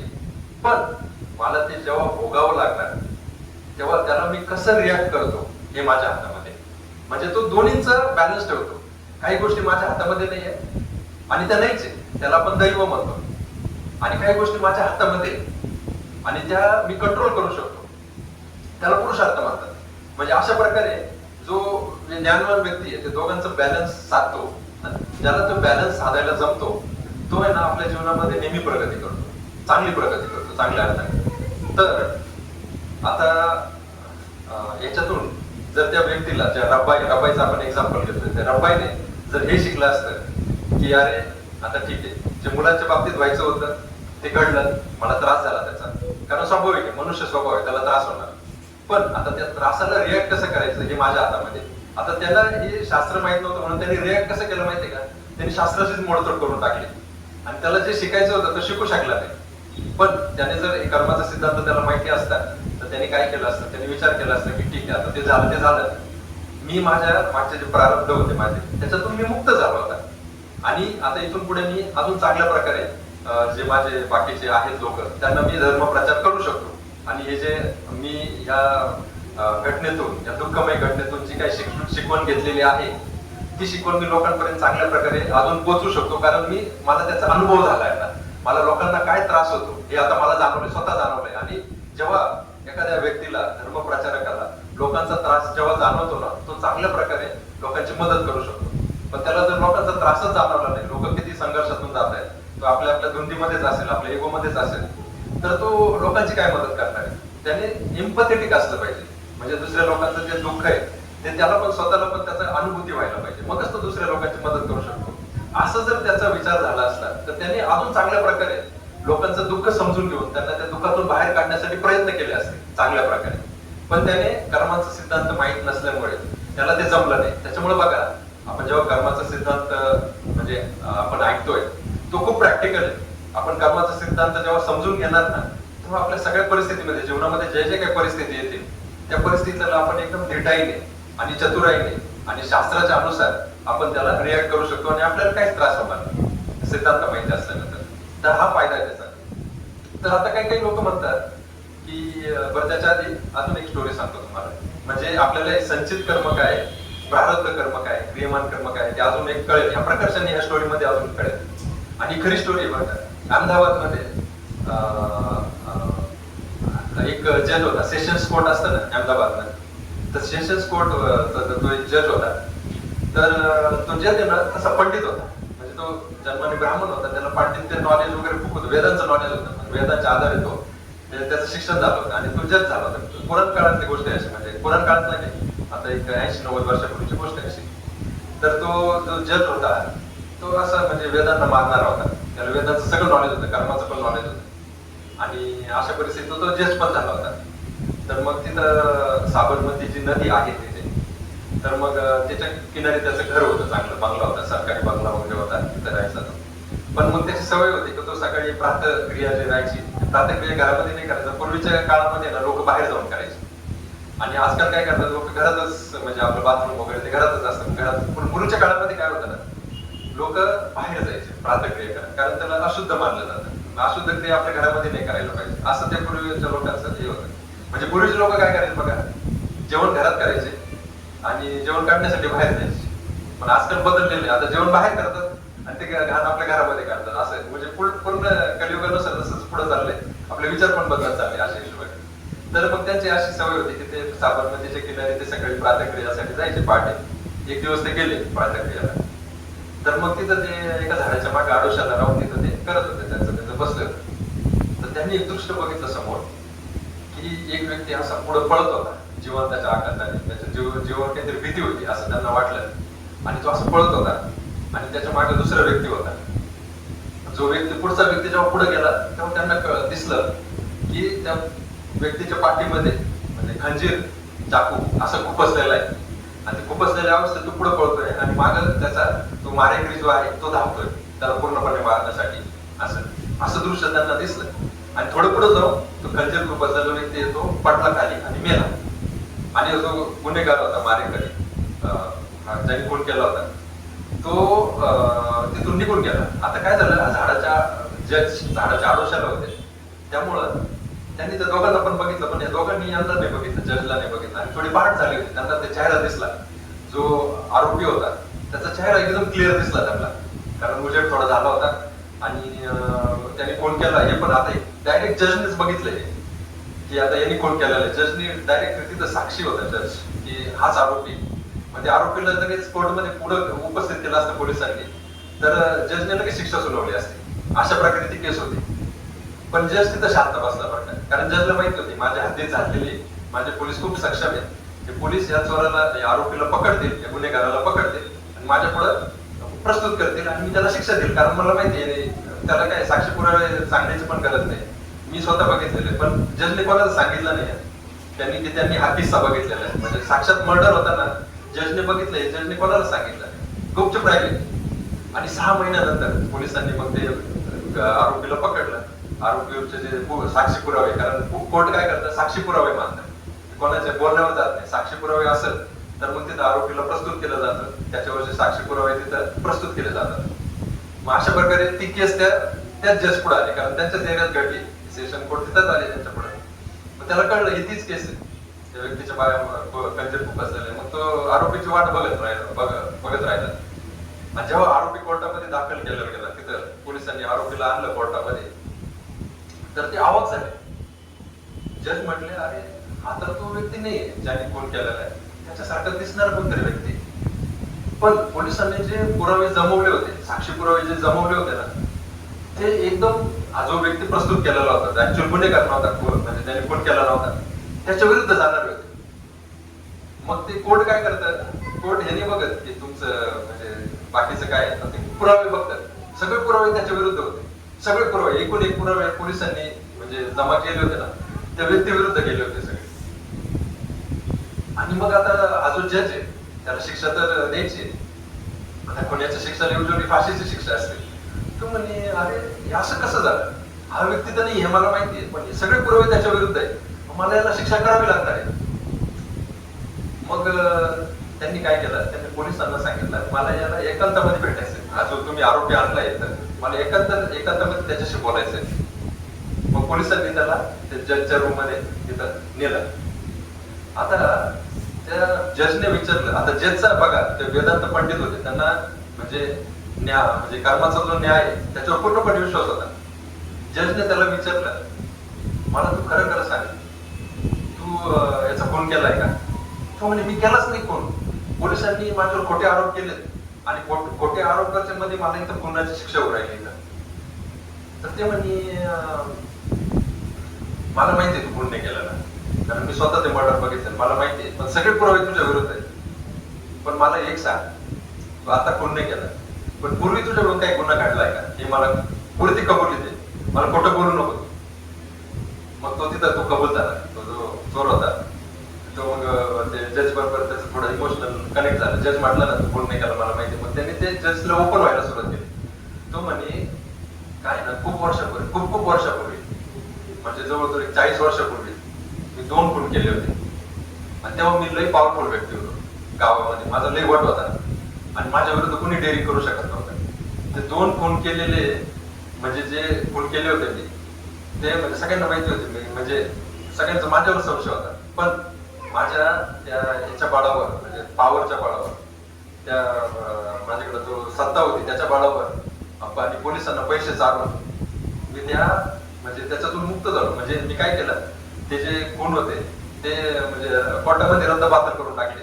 म्हणजे कोर्टामध्ये असं प्रूव्ह केलं की ते मी खून केलेच नाही. आता पण असे इन्सिडेंट घडतात ना आपल्याकडे, जे सत्ताधीश असतात ते पैसे देऊन सुटू शकतात. म्हणजे पैशांनी काय म्हणतो न्याय विकत घेता येतो असं आपण म्हणतो. तशी केस झाली होती त्याच्याबद्दल. तो म्हणे मी 2 खून केलेले आहेत, पण त्या 2च्या याच्यातून मी सुटलो होतो, म्हणजे कोर्टातून मी सुटलो होतो, कोर्टाने मला काही शिक्षा केली नाही. आणि मग त्याच्यानंतर मी म्हणजे मी खून वगैरे नाही केले, पण मी असं म्हणजे काय म्हणजे नॉर्मल जगत होतो. पण त्याच्यानंतर काय कालांतराने माझी सत्ता गेली, माझं वय पण झालं, मला सगळ्या लोकांनी सोडलं. माझी आता अशी परिस्थिती झाली आणि मग ते पोलिसांना पण तू कोणी सापडा नाही या केसमध्ये, मग त्यांनी मला गौरव याच्यामध्ये असं. मग बघा इथं जज साहेबांनी त्याला ज्याच्यासाठी बोलवलं होतं त्याचं शंका समाधान झालं. कोणाचं? जज साहेबांचं शंका समाधान झालं की हे असं चुकून होऊ शकत नाही, याच्या मागे काहीतरी कारण असेल. हरे कृष्ण हरे कृष्ण, याच्यामध्ये ना काहीतरी कारण असेल असेल. तर मग जजला ती खात्री पडली की जरी ह्या भूमीतला न्याय जो आहे, ह्या भूमीतला न्यायाला एखादा कलटणी देऊ शकतो, एखादा म्हणजे हुलकावणी देऊ शकतो, म्हणजे त्या न्यायातून तो म्हणजे सुटू शकतो बिनबोबट. एखाद्या पैसे चालले, एखाद्याला असं घोष दिली, एखाद्या पोलिसांना विकत घेतलं ते थोडे. आणि आजकालच्या याच्यामध्ये आपण ह्या गोष्टी बघतो, सरस चाललेलं आहे. ज्यांच्याकडे पैसा आहे ते न्याय विकत घेतात, त्यांच्यावर काही शिक्षा होत नाही. तर मग अशा वेळेस ह्या भूमीच्या न्यायामधून एखादा व्यक्ती सुटू शकतो, पण निसर्गाचा जो न्याय आहे, कर्माचा जो न्याय आहे, त्याच्यातून सुटू शकत नाही. हे या गोष्टीतून आपल्याला दिसतं. आणि बघा त्याला त्यावेळेस शिक्षा का नाही दिली, मग आपण विचारू शकतो निसर्गाने त्याला त्यावेळेस का शिक्षा नाही दिली, त्याला एवढं 40 वर्ष का थांबावं लागलं. याचं कारण मग आपण मागच्या वेळेस बघितलं आपण. त्याच्यामध्ये असं असतं की तुमचा पुण्याचा एक साठा असतो, हा, त्या पुण्याचा साठा तुम्ही वापरताय, त्या पुण्याच्या साठ्याच्या बळावर तुम्ही म्हणजे तुम्हाला असं वाटतं की हा मी जे पाहिजे ते होते, पण तो पुण्याचा साठा असतो. त्या पुण्याच्या साठाच्या बळावर तुम्ही तेव्हा मजा करत असतात, आता कधी मजा करत असतात. म्हणजे तुम्ही असं शिक्षेला पात्र ठरत नसतात कुठली पण शिक्षा. पण जेव्हा तो पुण्याचा साठा संपणार आणि तो जे बीज रोवलेलं आहे आपण त्या पापाचं ते फळीत होणार, तेव्हा तुम्हाला त्याची शिक्षा भोगावीच लागणार. मग ह्या गोष्टीतून आपल्याला काय कळतं की बघा तुमच्याकडे तुम्ही जे काय केलेलं आहे त्याच्यासाठी तुम्ही जरी ह्या भूमीच्या न्यायातून सुटले तरी निसर्गाच्या न्यायातून तुम्ही सुटू शकणार नाही. आणि तुम्ही जे केलेलं कर्म आहे ते कधी ना कधी फलीभूत होणार आणि तुम्हाला त्याचं कर्म भोगावं लागणार, त्याचं प्रारब्ध भोगावं लागणार, त्याच्यातून सुटका नाही. म्हणजे बघा ते संचित होतं, त्याचं जे गुन्हा केलेला होता तो संचित रूपाने, संचित कर्माच्या रूपाने त्याच्या राशीला होता, हो की नाही. पण तो काय झाला, काही काळानंतर तो फलित झाला आणि त्याला जेव्हा शिक्षा झाली त्यामुळे तो प्रारब्ध रूपात आला, त्याचं प्रारब्ध त्याच्या समोर येऊन उभं राहिलं. म्हणजे जे संचित होतं ते प्रारब्ध रूपाने त्याच्या समोर येऊन उभं राहिलं, हो की नाही. आणि आता त्याच्याकडे जास्त काही हेच नव्हतं, ऑप्शनच नव्हतं. आता त्याला शिक्षा होणार होती, त्याला त्या शिक्षाला सामोरं जावंच लागणार होतं. निसर्गाची शिक्षा आहे, निसर्गाच्या शिक्षातून कोणीच म्हणजे बघा ह्या स्टोरीतून सुद्धा आपण संचित कर्म काय, प्रारब्ध कर्म काय हे आपण बघू शकतो. आणि क्रियमान कर्म म्हणजे आपण कसं रिॲक्ट करतो त्याला. आता ते आपण बघूया. मागच्या वेळेस आपण 3 प्रकारचे कर्म आपण बघितले होते. कर्म, विकर्म आणि अकर्म अशा प्रकारचे 3 प्रकारचे कर्म लोक करतात. म्हणजे कोणी पण बघा, आपण हे 3 प्रकारच्या कर्मामध्येच आपलं मोडतं. तर ते कर्म म्हणजे काय? कर्म म्हणजे चांगलं कर्म, म्हणजे आपलं दैनंदिन जीवनामध्ये आपण शास्त्राला अनुसरून किंवा आपल्या कुटुंबाच्या पालन पोषणासाठी जे कर्म करतो ते कर्म शास्त्राला धरून. गृहस्थ, आपण आता गृहस्थ याच्यामध्ये गृहस्थ धर्मामध्ये जे कर्म केलं, जे सांगितलेले ते कर्म केलं तर ते कर्मामध्ये मोडतं. जसं प्रभूजी ब्रह्मचारी आश्रमामध्ये, त्या ब्रह्मचारी आश्रमाचे काही कर्माचे नियम असतात. तसे जे 4 प्रकारचे आश्रम असतात, तर त्या 4 प्रकारच्या आश्रमानुसार आपण कर्म केलं तर ते कर्मामध्ये मोडतं. तर मग अशा प्रकारे त्या कर्माचं आपल्याला, आपण जर चांगले, त्याला आपण थोडक्यात काय म्हणतो, चांगले कर्म, चांगले कर्माचे चांगले फळ आपल्याला भेटतात. म्हणजे आपण जेव्हा चांगले कर्म करतो, म्हणजे पुण्यकर्म करतो, तर ते पुण्यकर्माचं फळ सुद्धा आपल्याला भोगावं लागतं. म्हणजे पुण्यकर्माचं फळ चांगलं असतं. म्हणजे आपण एखाद्याला बघतो, हा खूप श्रीमंत झालेला आहे, याच्याकडे खूप धन संपत्ती, किंवा याचं शरीर खूप धगधाकट आहे, खूप स्ट्रॉंग आहे हा, किंवा याच्याकडे खूप पॉवर आहे, खूप इन्फ्लुएन्स आहे, असं आपण बघतो. तर मग याचा अर्थ त्याचे जे पास्ट पुण्यकर्म ज्यांनी केलेले त्याचा फळ तो आता उपभोगतोय असं. याच्या विपरीत असतं ते विकर्म. विकर्म म्हणजे थोडक्यात पापकर्म. म्हणजे आपण पापामध्ये गुंततो. म्हणजे पाप आता वेगवेगळ्या लेवलमध्ये येतं. तर मग दुसऱ्याला त्रास देणं, थोडक्यात दुसऱ्याला त्रास देणं असं आपण जर वागत असेल तर मग ते पाप कर्मामध्ये मोडतं. आणि मग एखाद्याचा खून केला, मग जसं आपण या स्टोरीमध्ये बघितलं की त्या व्यक्तीने पापकर्म केलं होतं, दोघांना मारलं होतं, त्याला त्याची शिक्षा म्हणून फाशी झाली. हा, तर मग ते पापकर्म जे आहे त्याचं आपल्याला दुःख, त्याचं जे फळ भेटतं ते दुःखरूपी असतं. जे पुण्यकर्म असतं ते सुखरूपी असतं, जे पापकर्म आहे ते दुःखरूपी असतं. आता याच्यामध्ये कुणीतरी म्हणत की मी फक्त पुण्यकर्म करत, हा, मी पापकर्म करणारच नाही, मग ते योग्य आहे का? बरं का, पुण्यकर्म करत म्हणजे मला फक्त सुखच पाहिजे, मी पापकर्मामध्ये गुंतणारच नाही, मग ते योग्य राहील का? तर नाही. का? कारण पुण्यकर्म जरी केलं तर पुण्यकर्माचं फळ तुम्हाला कधी ना कधी भोगावं लागणार. आता निसर्गाचा नियम आहे, तुम्ही पुण्यकर्म केलं तर ते पण तुम्ही टाळू शकत नाही, आणि पापकर्म केलं तर ते पण तुम्ही टाळू शकत नाही. आता तुम्ही म्हणाल मग पुण्यकर्म केलं, हा, तर मग चांगलंच आहे ना, आपल्याला सुख भेटल ना पुण्यकर्म केल्यावर. मग ते सुख, पण ते सुख उपभोगण्यासाठी आपल्याला एक जन्म घ्यावा लागेल. म्हणजे ह्या जन्मात जरी आपल्याला ते सगळं सुख उपभोगता नाही आलं आपल्या पुण्यकर्माचं, तर पुढच्या जन्मामध्ये काय करू आपण, आपले जे पुण्यकर्म आहेत मग आपल्याला काय केलं जाईल, स्वर्गामध्ये टाकलं जाईल. कारण स्वर्गामध्ये ते सुख खूप आहे, अमाप प्रमाणात आहे. पृथ्वीवर जेवढं सुख आहे ना त्याच्या अमाप प्रमाणामध्ये स्वर्गामध्ये सुख आहे. तिथं दुःखाचं लवलेश पण नाही स्वर्गामध्ये. म्हणून आपण म्हणतो स्वर्गामध्ये गेला, स्वर्गवासी झाला, पुण्य कमवलं. म्हणजे आपण एखादा मेल्यानंतर म्हणतो ना की हा स्वर्गवासी झाला, म्हणजे आपल्याला काय म्हणायचं थोडक्यात, हा पुण्यवान व्यक्ती होता, जेणेकरून त्याने आयुष्यभर दुसऱ्यांना मदत केली, आणि त्या मदतीच्या बळावर, त्या पुण्याच्या बळावर तो आता स्वर्गामध्ये गेला, आणि स्वर्गामध्ये तो आता आनंद उपभोगेल. मग याच्यामध्ये काय वाईट आहे, आनंद होईल ना त्याला. मग तुम्ही असं कसं म्हणता की पुण्यकर्म चुकीचं आहे? प्रॉब्लेम काय बघा, स्वर्गामध्ये तुम्ही काय करता, ती पुण्याची जी करन्सी आहे ती घेऊन जाता, तिथं ती खर्च करता. म्हणजे तुम्ही जेव्हा एन्जॉयमेंट करता स्वर्गामध्ये, तिथं अप्सरा आहे, गार्डन्स आहे, ते चांगलं हेल्थ पण आहे, सगळं चांगलं आहे, सगळे दृश्य पण चांगले, सगळे आजूबाजूला. तिथं म्हातारं पण होत नाही, डायरेक्ट मरत, म्हातारं नाही, व्याधी नाही, काही नाही, असं जग आहे तिथे एवढं स्वर्गामध्ये. पण प्रॉब्लेम काय आहे, तुम्ही करन्सी खर्चताय ना, पुण्याची करन्सी, त्याच्या बळावर तुम्ही स्वर्गामध्ये, आणि तिथं अर्जित करू शकत नाही तुम्ही कमवू शकत नाही, अजून पुण्य कमवू शकत नाही, कारण स्वर्गाला ती तेवढी मुभा नाही ती कमवण्याची. त्यामुळे इथं जेवढे तुम्ही करन्सी घेऊन गेलेली पुण्याची, तेवढी तिथं खर्च झाली की तुम्हाला परत क्षीणे पुण्य मरते लोकम विषांती, ते पुण्य क्षीण झाले म्हणजे कमी झाले की मरते लोक म्हणजे भूलोक विषांती, म्हणजे मरते लोकांमध्ये परत यावं लागणार. मग बघा प्रॉब्लेम आहे की नाही. मग परत आपल्याला भूतलावर जन्म घ्यावा लागणार. मग जन्म मृत्यू जरा व्याधी हे परत आलंच की नाही, जन्म मृत्यू जरा व्याधी परत आलंच की नाही की नाही. मग हे चक्र कधी सुटणार? जर तुम्ही पुण्यकर्म करताय तर हे चक्र सुटत नाही, पुण्यकर्म करून सुद्धा सुटत नाही. कारण ते पुण्याचं फळ घेण्यासाठी निसर्गाचा नियम असा आहे, चांगलं केलं तर चांगलं त्याचं हे घेण्यासाठी, फळ घेण्यासाठी तुम्हाला यावंच लागणार आहे. मग त्याचा अंत कधी? वाईट आपण जेव्हा हे करतो, कर्म करतो, ते पाप फळ घेण्यासाठी तर आपल्याला आहेच, पण चांगलं कर्म केल्यानंतर सुद्धा आपल्याला यावंच लागतंय. तर मग याचा अंत कुठे आहे? म्हणजे नुसतं पुण्यकर्म करून पण उपयोग नाही. म्हणून तिसऱ्या प्रकारचं कर्म सांगितलेलं आहे, आणि त्याला म्हणतात अकर्म. अकर्म म्हणजे थोडक्यात जे कर्म केल्याने व्यक्तीला कुठलाही कर्माचं फळ भोगावं लागत नाही, त्याला म्हणतात अकर्म.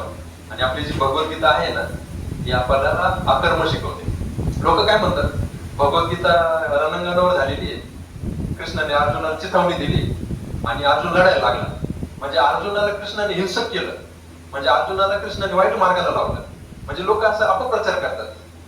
पण ऍक्च्युअली गीता काय शिकवतं माहितीये का, अकर्म कसं करायचं. आणि अकर्म केल्याने काय होणार, तुम्ही ह्या जन्म मृत्यू जरा व्याधी हे जे दुःख आहेत, हे चार सगळ्यात महान दुःख आहेत, याच्यापेक्षा बाकीचे दुःख नाही, 4 महान दुःख आहेत. आणि हे सगळ्यांना लागू होतात, नुसतं मनुष्याला नाही, हे इव्हन प्राण्यांना सुद्धा लागू होतात. तर हे 4 प्रकारच्या दुःखातून सुटण्यासाठी जे अकर्म करायला पाहिजे आणि या त्रासातून पुण्य पाप या सायकल मधून बाहेर निघण्यासाठी जे कर्म करायला पाहिजे ते भगवद्गीतेत सांगितलेले. मग अशा प्रकारे मग कृष्ण सांगतात की, आणि भगवद्गीतेमध्ये वेगवेगळे योग दिलेले आहेत. हे अकर्म कसं करायचं हे वेगवेगळ्या योगांमध्ये सांगितलेलं आहे. कर्मयोग आहे, ज्ञान योग आहे, अष्टांग योग आहे आणि भक्ती योग आहे. मग या 4 योगांद्वारे तुम्ही अकर्म कसं कराल आणि या जन्म मृत्यूच्या चक्रातून कसं सुटाल हे ज्ञान भगवद्गीतेमध्ये आपल्याला सांगितलेलं आहे. आता तुम्ही म्हणाल अकर्म म्हणजे काय, कसं करायचं भाऊ. आता हे ठीक आहे, कर्मयोग ज्ञानयोग वगैरे ते आहे, पण मग आपल्याला कर्मयोग करणं प्रॅक्टिकल आहे का बरं. आता कर्मयोग म्हणजे काय तुम्हाला सांगतो. कर्मयोग म्हणजे आपण फक्त कर्म करायचे आणि कुठल्याच फळाची अपेक्षा करायची नाही. जसं भगवद्गीतेत कृष्ण म्हणतात ना की मा फलेषु कदाचन, म्हणजे तुम्ही फळाची अपेक्षा करू नका, तुम्ही फक्त कर्म करत राहा. त्याला म्हणतात निस्वार्थ कर्म, निष्काम कर्म. म्हणजे एखादं कर्म तुम्ही करताय पण त्याच्या कर्माच्या बद्दल तुम्ही काहीच अपेक्षा ठेवत नाही, ते निष्काम कर्मात म्हणतात. पण हे शक्य आहे, प्रॅक्टिकल आहे का सांगा बरं मला. आता बघा, आपण जॉब करतो सर, जॉब कशासाठी करतो, 30 तारखेला 31 तारखेला जो पगार भेटणार आहे तो जर भेटणार नाही, आपण जॉब बी करणार नाही. म्हणजे आपल्याला त्याचं फळ एक्सपेक्ट करतो की नाही त्या जॉबचं. आपण मुलांना का वाढवतो, मुलांकडून चांगल्या अपेक्षा असते, आपल्याला शिकलं पाहिजे, हुशार व्हायला पाहिजे. मग त्या मुलांना आपण प्रॉपर त्यांना शिक्षण देतो. आणि म्हणजे आपण कुठलं पण कार्य घ्या तुम्ही, जर त्याच्या मागे मोटिवेशन जर नसेल आपण करणारच नाही. काहीतरी मोटिवेशन असतं. आणि कलियुगामध्ये विशेषतः निष्काम कर्म करणं हे खूप अवघड आहे. निष्काम कर्म एवढं सोपं नाही सर. कारण मी जर असा विचार केला की मी जे करतोय ते मी निस्वार्थपणे करणार, म्हणजे त्याच्यातून मला काही फळाची अपेक्षाच नाही, तर आपल्याकडून कर्म पण होणार नाही, अशी परिस्थिती येऊ शकते. म्हणजे आपण जर म्हटलं की नाही मला पगार नको आहे, मग आपण दुसऱ्या दिवशी नोकरी सोडून देऊ. आणि अशा प्रकारे ते निष्काम कर्म बघा, कुठलं पण आपण जरी कुठं म्हणजे फंक्शनला गेलं, लग्नाला याला त्याला, आपली काय अपेक्षा असतील, लोकांनी बघावं की मी आलोय, बघा मी किती नटले थटले वगैरे असं, बघा मी किती म्हणजे मोठ्या गाडीतून आलो. ती अपेक्षा लोक करतात की लग्नाला जायचं म्हणजे फक्त ते वधू वराला आपण शुभाशीर्वाद देण्याच्या मागे बाकीचे पण भरपूर कारणं असतात, म्हणजे अपेक्षा असतात. जिथं जिथं अपेक्षा असतात तिथं तिथं निष्काम कर्म होऊ शकत नाही. म्हणजे फळाची अपेक्षा, कुठलं तरी फळ मला भेटलं पाहिजे. मग हे कर्मयोग करणं या युगामध्ये खूप अवघड आहे, खूप अवघड आहे. ज्ञानयोग म्हणजे काय माहिती का, शास्त्राचं एवढं वाचन करायचं, शास्त्राचं वेत्ता व्हायचं, म्हणजे ज्ञानकार व्हायचं. पण ते करण्यासाठी काय लागतं माहिती का, संस्कृत पांडित्य लागतं. म्हणून संस्कृत यायला पाहिजे. संस्कृत आल्यानंतर तुम्ही हे सगळे जे आपले धर्मग्रंथ आहेत, 4 वेद आहेत, सगळं पुराण आहे, उपनिषद आहेत, एवढे विशाळ 18 पुराण आहे, हे सगळे तुम्ही वाचन केलं पाहिजे.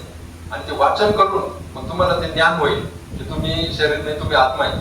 आता मला सांगा, याच्यासाठी जे संस्कृतचं नॉलेज लागतं ह्या घडीला शक्य आहे का. आपल्या कलियुगामध्ये कोण एवढं संस्कृत, आपल्या शाळेमध्ये पण संस्कृत बाद झालंय, संस्कृत कोणी शिकवत नाही आणि सगळं नॉलेज संस्कृत मध्ये.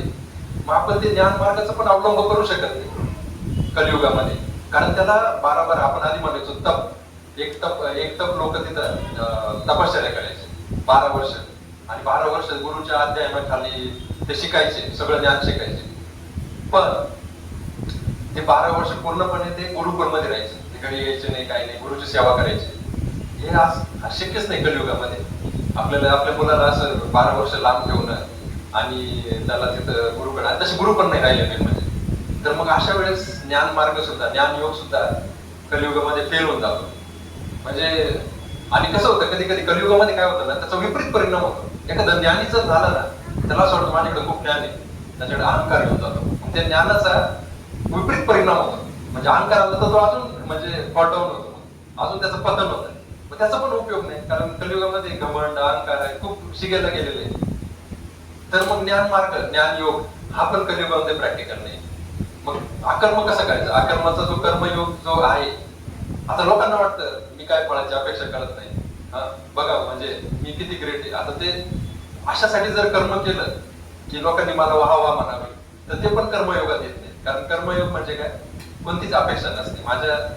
माझ्या प्रशंसेची पण मला अपेक्षा नाही, तर ते ह्या युगामध्ये खूप अवघड आहे. तर मग कर्मयोग बाद झालं, ज्ञानयोग बाद झालं, अष्टांग योग. आता अष्टांग योग काय माहिती का? अष्टांग योग पण आपण एका जागेवर ते जे सांगितलंय अष्टांग योग, आठ त्याच्यामध्ये अंग आहेत. त्याच्यामध्ये यम नियम आहार प्रत्याहार ते सगळे येतं त्याच्यामध्ये. त्याची परिणिती समाधीमध्ये होती. आता मला सांगा, समाधी घेतलेले किती लोक आपल्याला माहिती? मागच्या 100 वर्षामध्ये किती लोकांनी समाधी घेतलेली? खूप म्हणजे तुरळक आहे, आणि आपण कधी ऐकत पण नाही असं. कारण समाधी घेतलेले लोक आपल्या समोर येत नाही की मी समाधी घेतली. ते मग ते आपल्याला 1000 वर्षापूर्वी जेव्हा ज्ञानोबा माऊलींची माहिती, त्यांनी संजीवन समाधी घेतली, तेवढं एक उदाहरण आहे आपल्या पुढे. पण ज्ञानोबांची लेवल काय होती? तेवढी लेवल आहे का आपली समाधी घेण्याची? त्या लेवलला जाण्याची आपली पात्रता आहे का? तेवढं क्वालिफिकेशनच नाही. आणि कलियुगामध्ये शरीर असून कमकुवत होते. आणि अष्टांग योगामध्ये ते मेडिटेशन, जे आपण पिक्चर बघतो ना, मेडिटेशन म्हटलं की हिमालयामध्ये जाऊन ते ऋषीमुनीला दाढी वाढलेली आणि तो एका मुद्रेमध्ये ध्यान करून पूजा करतोय, ध्यान करतोय, त्याला अष्टांग योग म्हणतात. तर ते असं कसं शक्य आहे मला सांगा? हिमालयामध्ये जाऊन आपला सगळा संसार सोडून देऊन तिथं ते शक्य आहे का अष्टांग योग? तर ते अष्टांग योग सुद्धा प्रॅक्टिकल नाही, कारण त्या अष्टांग योगासाठी खूप तपश्चर्या लागते. आणि ती तपश्चर्या करण्याची ताकद कलियुगाच्या बॉडीमध्ये नाही. म्हणजे ते आपण मान्य केलं पाहिजे. एखादा जरी म्हणत की नाही माझ्यामध्ये खूप क्षमता आहे आणि मी जाऊ शकतो तिथं हिमालयामध्ये आणि मी तिथं ते बसू शकतो, पण बघा कलियुगामध्ये जास्त तर लोक म्हणजे 5 मिनिटं जरी एका जागेवर बसले ना शांतपणे तरी लय झालं. आणि खूप अवघड आहे कलियुगामध्ये. आता म्हणजे कॉन्सन्ट्रेशन स्पॅन सुद्धा कमी झालाय. सायंटिस्ट पण प्रूव्ह करतात की 40 मिनिटापेक्षा कॉन्सन्ट्रेशन स्पॅनच नसतो. आणि आता ते अजून वाढले, डिस्ट्रॅक्शन खूप वाढले, मोबाईल. त्याच्यामुळे अष्टांग योग पण प्रॅक्टिकल नाही. मग अकर्म करायचा तरी कसा? मग या सायकल मधून सुटायचं तरी कसं? म्हणून भगवद्गीतेमध्ये जो 4था योग येतो तो म्हणजे भक्ती योग. तो भक्ती योग कलियुगासाठी प्रॅक्टिकल सांगितलेला आहे. काय करण्यासाठी? अकर्म करण्यासाठी आणि या कर्माच्या चक्रातून सुटण्यासाठी. म्हणून आपण जे आता इथं भक्ती योगाबद्दल आपण जे डिस्कशन करतो, ते डिस्कशन आपल्यासाठी खूप प्रॅक्टिकल आहे. का? कारण ते आपण संसारात राहून पण करू शकतो, ते आपण दैनंदिन कार्यामध्ये पण करू शकतो, आणि आपण जे जॉब करतो त्याच्यामध्ये पण करू शकतो. आता आपण इथं बसलेलो आहे ना, ऍक्च्युअली आपण भक्ती योग करतोय. म्हणजे आपण इथं जो 1 तास 1.5 तास घालवलाय ना, तो आपल्या अकर्मामध्ये मोडलाय.